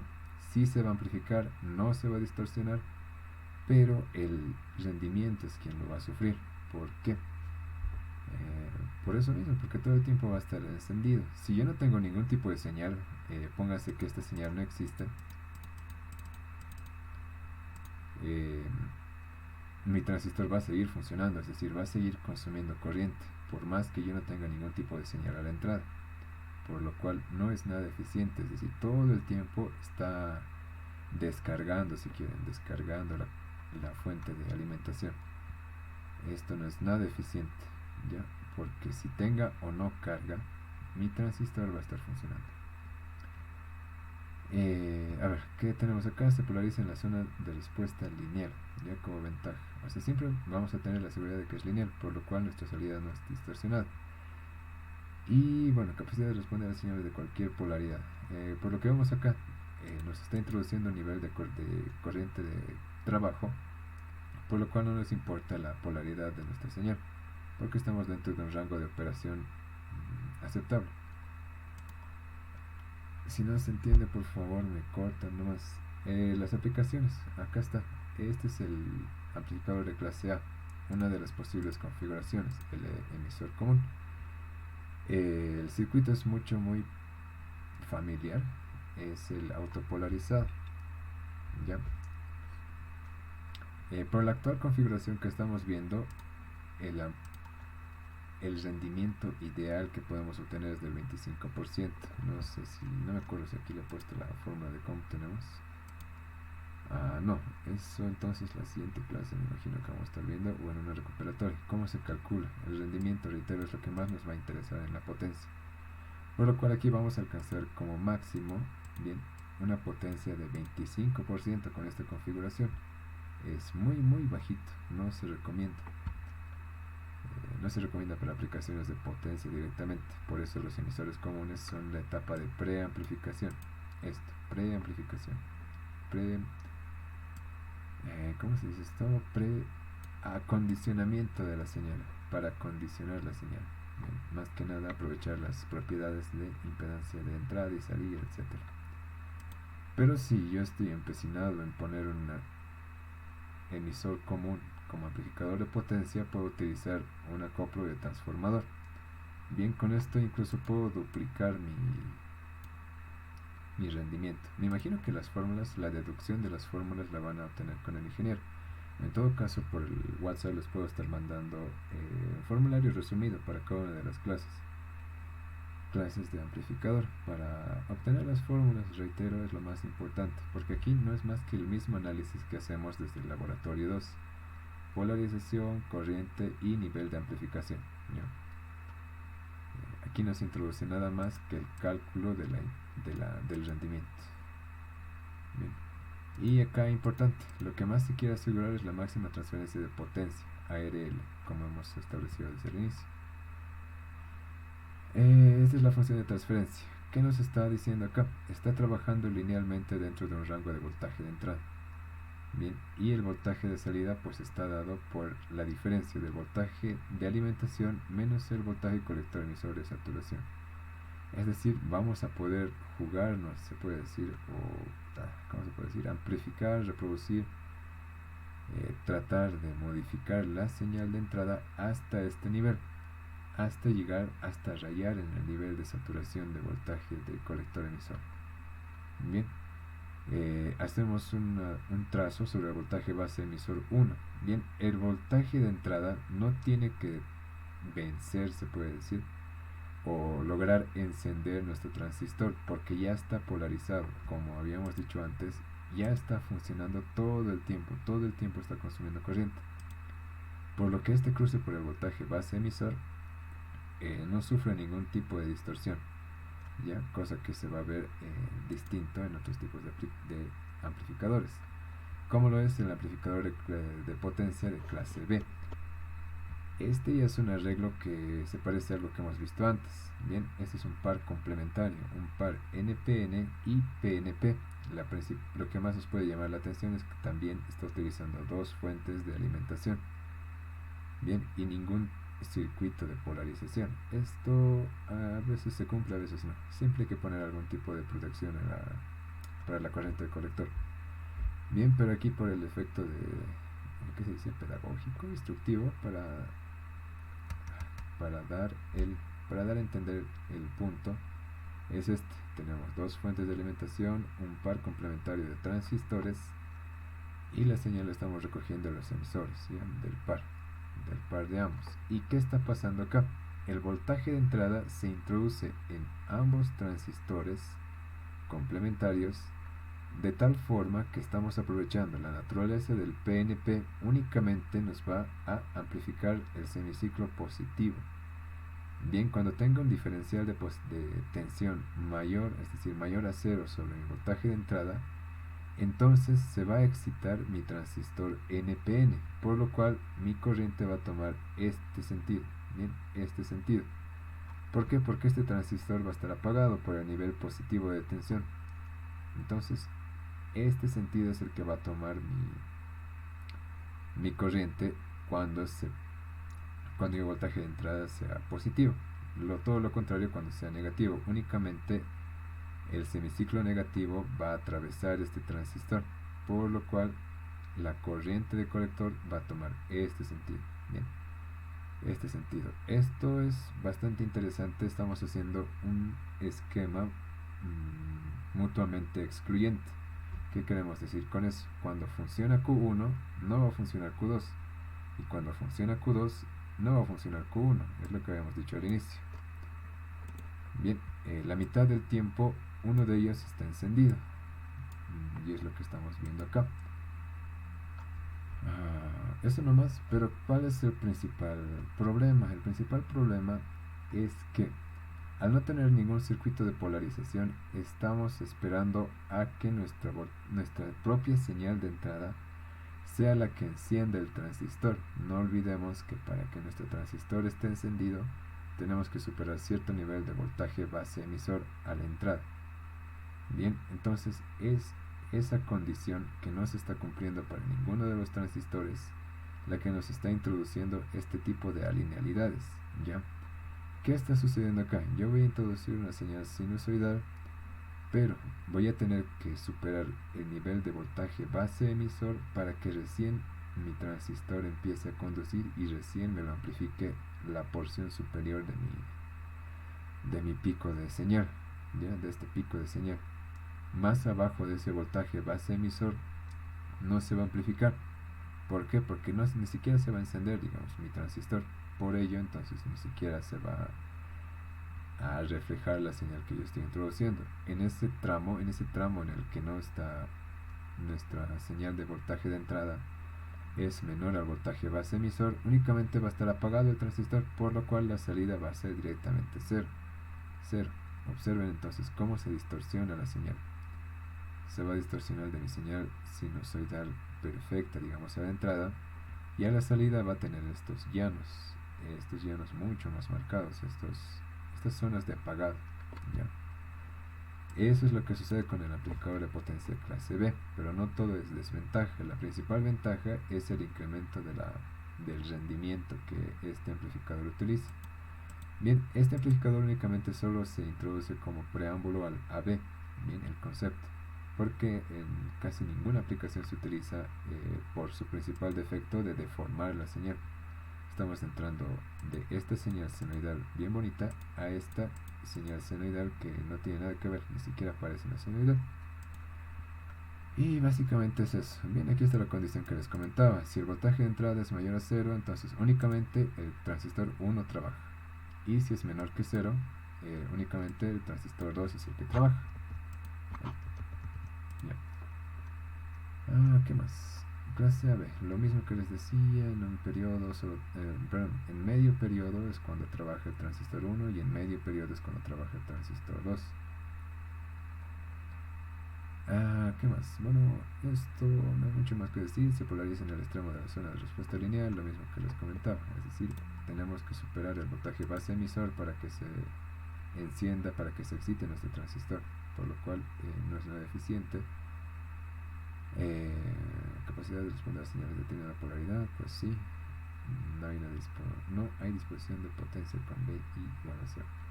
Eso es, bueno, no sé si se toma como ventaja o desventaja. La desventaja por esta consecuencia es la deformación de la onda. Pero cuando no hay señal, como les decía, a diferencia del amplificador clase A, este no va a conducir ningún tipo de tensión. Esa es la principal característica. Si mi voltaje de entrada es 0, ninguno de los transistores se va a encender, por lo cual no va a haber ningún tipo de flujo de corriente y por ello, nos ahorra energía. Para empezar, ya la VCC no va a tener que disponer de corriente, porque ninguno de los transistores está encendido, por lo que ninguno va a conducir corriente, a diferencia del A. El A está todo el tiempo encendido, tenga o no tenga señal de entrada, por lo cual todo el tiempo también está consumiendo energía, que es poco recomendable. Y acá tenemos la función de transferencia de nuestro amplificador clase B. ¿Qué es lo que se ve acá? Principalmente el cruce por cero. Observen, estamos haciendo por si acaso voltaje de entrada versus voltaje de salida. Necesito que observen esta primera zona. Estamos considerando un voltaje base emisor de 0,5 voltios, ¿ya? Entonces, mientras yo no supere el voltaje base emisor el voltaje de entrada al voltaje base emisor de 0,5 voltios, no voy a tener ningún tipo de respuesta a la salida. Miren, mi voltaje de salida se mantiene en cero, hasta que mi voltaje de entrada recién va a superar el voltaje base emisor, por lo cual recién va a empezar a tener una respuesta lineal o de amplificación. Esa es la principal característica de este gráfico de transferencia. ¿Y qué más? Bueno, este es el resultado, ¿no? Un poco más gráfico. Este es el mismo trazo de transferencia, gráfica de transferencia, voltaje de entrada versus voltaje de salida, y lo que les hablaba, cada uno de los, voltaje base emisor 1 y 2, bien, en los cuales ninguna de las señales va a conducir, y este es el efecto. A este efecto se le denomina distorsión de cruce por cero. Lo voy a escribir aquí, es más.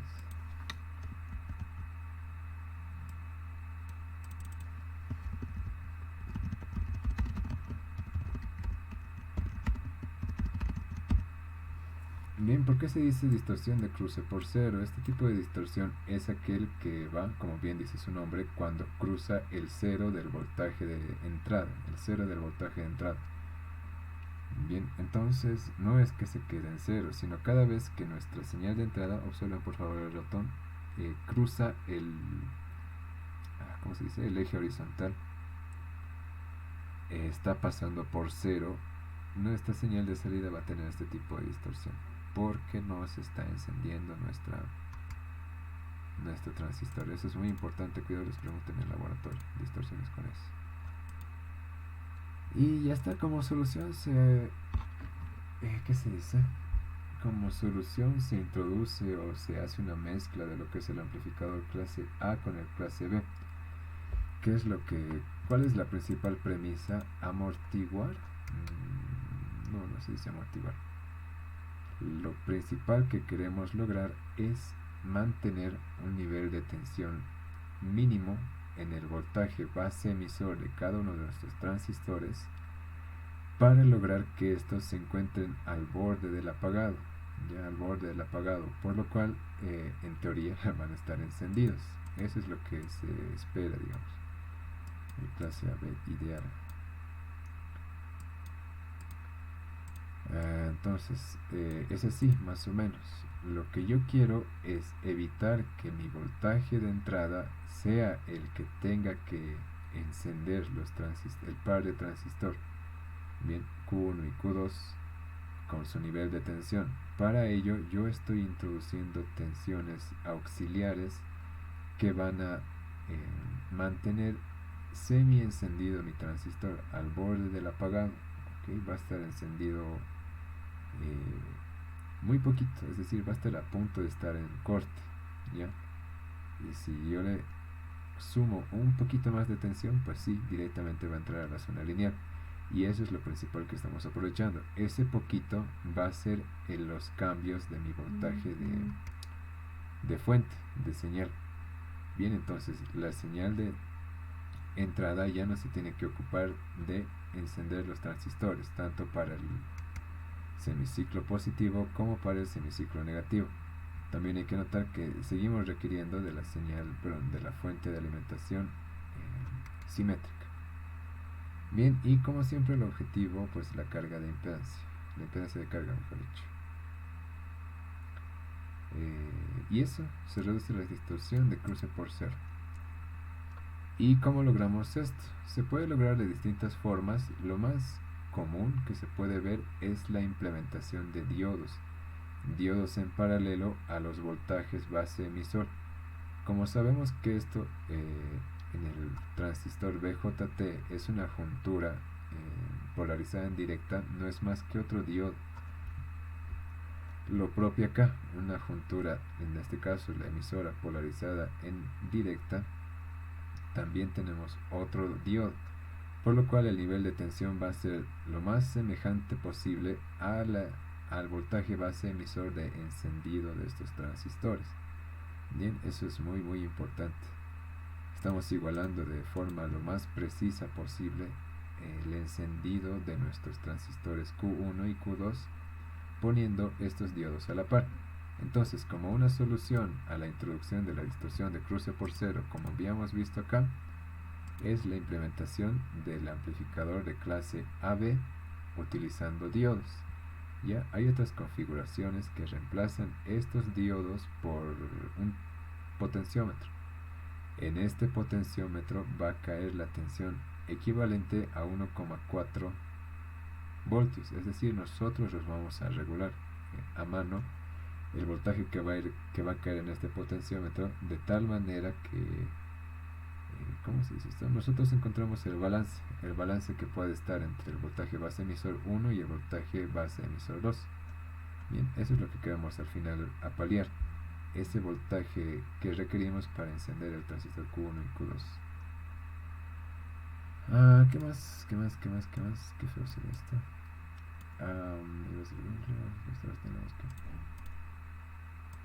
Son las corrientes de los diodos. Ya, bueno, lo mismo que les decía, la fórmula de la corriente de diodo y la corriente de emisor. Bien, ambos están en función de su corriente inversa de saturación, y la principal variación es que dependen de forma exponencial del voltaje de diodo para el diodo y del voltaje base emisor para el transistor. Bien, ¿qué más?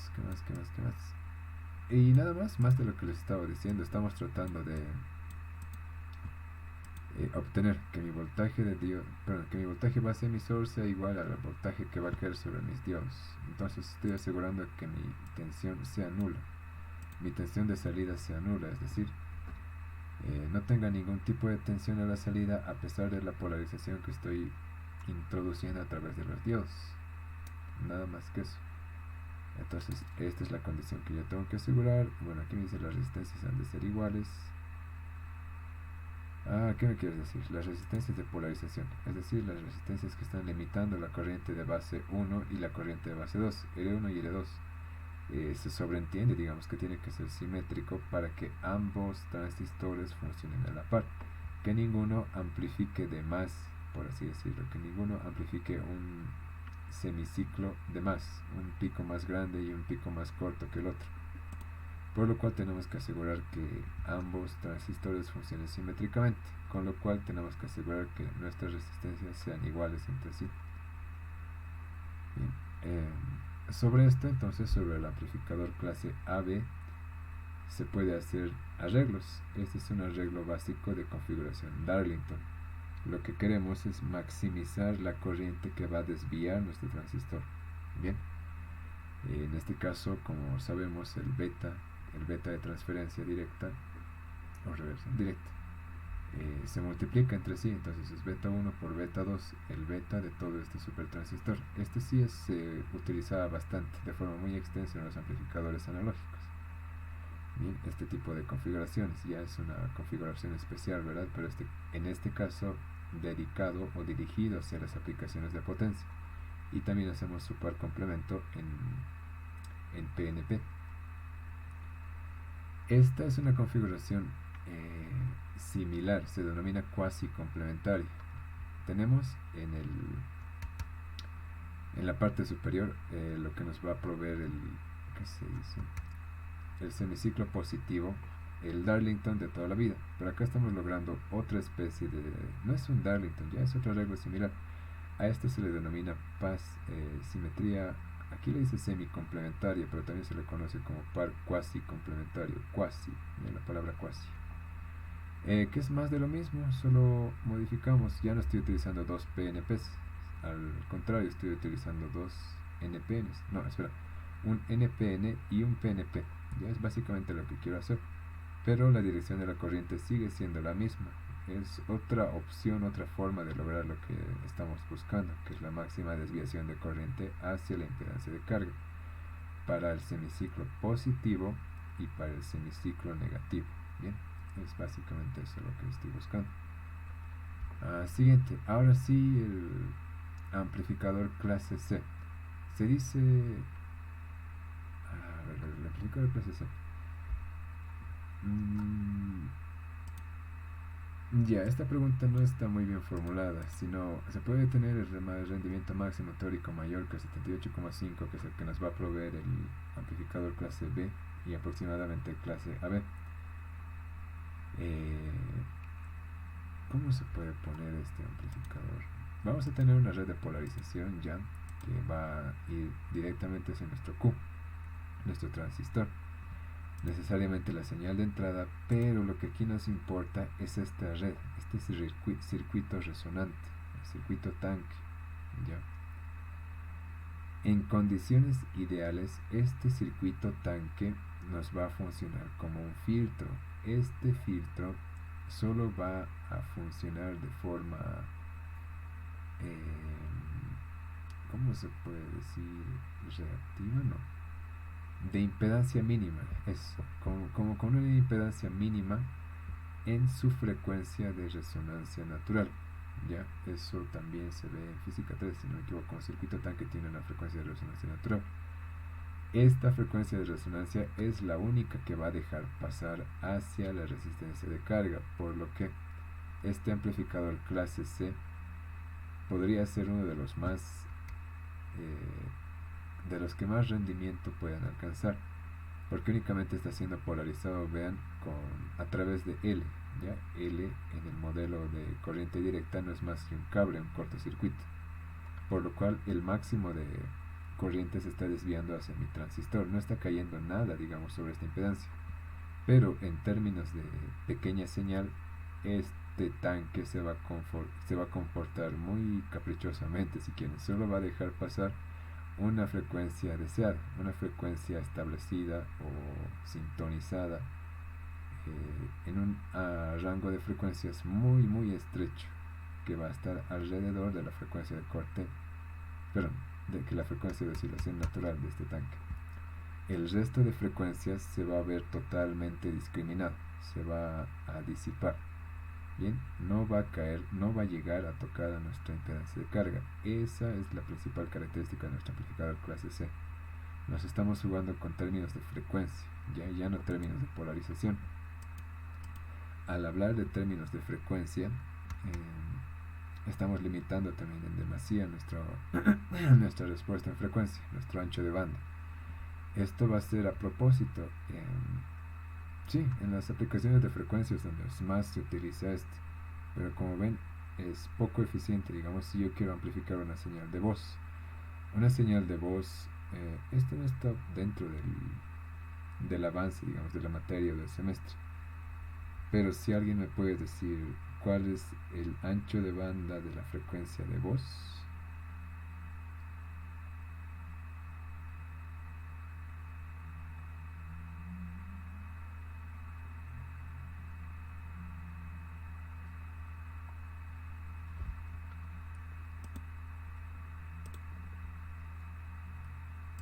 Ya, es 8 kHz, no, espera, 4 kHz si mal no recuerdo. Sí, 4 kHz. El rango de voz humana puede alcanzar desde 30, si mal no recuerdo. Había mucha discusión en algunas materias, algunos decían más, algunos decían menos. Pero lo que más recuerdo es que van desde 30 kHz las voces más gruesas hasta 4 kHz las voces más agudas. Bien, no sé si me estoy rayando o era 8 kHz, pero más me recuerda 4, sinceramente. ¿No? Y el rango de voz de audiofrecuencia, es decir, todo el rango de sonidos que podemos escuchar, también es bastante amplio. Puede ir también desde los 20 a 30 Hz hasta, ahí es donde más suelen diferir. Algunos autores dicen 16 kHz y otros dicen hasta 20 kHz. Bien, los sonidos más graves son los de frecuencias más bajas. Y todo lo contrario, los sonidos más agudos son los de frecuencias más altas. ¿Ya? Básicamente eso. Entonces, si yo quiero amplificar una señal de audiofrecuencia, tengo que tener una respuesta en frecuencia ancha, es decir, un diagrama de Bode que tenga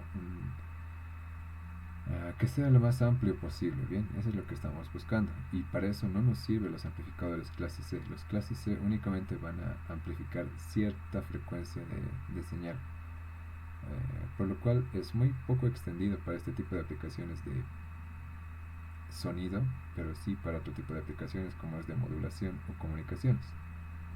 Bien, pero igual se utiliza y se lo ve. Por esa razón es que no se utiliza y es medio rarito, digamos, para nosotros por ahora. Ya, tiene una linealidad, aquí dice difícil, pero sí es lineal, solo que sacrifica ganancia. ¿Qué quiere decir eso? Que tenemos un espectro de frecuencia muy bajito. Bien, podemos superar incluso el 80% de rendimiento, una ganancia baja, una impedancia de entrada, muy no lineal. Sinceramente todo esto no nos interesa, excepto el ancho de banda, que es muy pequeñito, como les decía. Lo importante es la linealidad y el rendimiento, reitero. Y nada más, esto como curiosidad también, los amplificadores C y ahora los amplificadores clase D. El amplificador clase D únicamente trabaja con los transistores no en la zona lineal, sino más bien los hace conmutar entre la zona de corte y la zona de saturación. Ya es básicamente eso, es una especie de modulación, algunos autores también lo denominan así, modulación digital, que básicamente va a ser un tratamiento de alta frecuencia, ok, va a elevar, ¿cómo se puede decir esto? Ya, en función de la conmutación o el switcheo, como se conoce, de nuestros transistores, es decir, se van a encender y apagar a muy alta velocidad en función de la amplitud que estamos tratando de amplificar. Todo esto va a pasar a través de este filtro pasabajos y vamos a reobtener, miren, acá estamos, ¿cómo se diría? modificando, ¿ya? Ah, claro, ¿cómo se dice esto? Codificando nuestra señal analógica en pulsos digitales, ¿ok? Mi señal analógica entonces se convierte en información digital. Esta información digital va a hacer que mis transistores conmuten según la información que yo le estoy introduciendo, la información de amplitud y frecuencia. Esto va a entonces desviar la corriente en una frecuencia dada. Lo que va a pasar a continuación es que va a pasar a través de esta red de filtro, que va a reobtener la señal analógica codificada. Esta señal analógica codificada va a estar incrementada en potencia porque se está obteniendo directamente del VCC. Se está amplificando al máximo si ustedes quieren. Entonces de esa forma es como trabaja. Como puede parecer ahorita un poco más complicadito, ¿no? Pero es la forma más eficiente con la que se trabaja. Y es básicamente eso. No se toca esto no se toca para la materia, pero sí también se menciona como una posibilidad. Bien. Y ahora sí vamos. ¿Están despiertos todavía, chicos?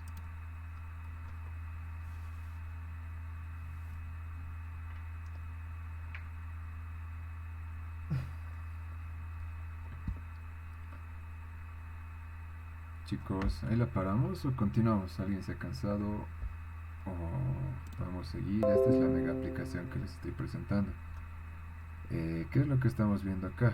Es un amplificador de una, dos, tres etapas, ¿ya? La última etapa es la de potencia y las otras dos, esta es de polarización y esta es de preamplificación, pero me imagino que nadie contesta, todos están dormidos. Ya, lo vamos a continuar en la siguiente. Se supone que la presentación de este preinforme es para la siguiente semana. Así que durante el fin de semana me imagino que vamos a tener una clase recuperatoria para resolver este tipo de ejercicios. Escucha, Camila.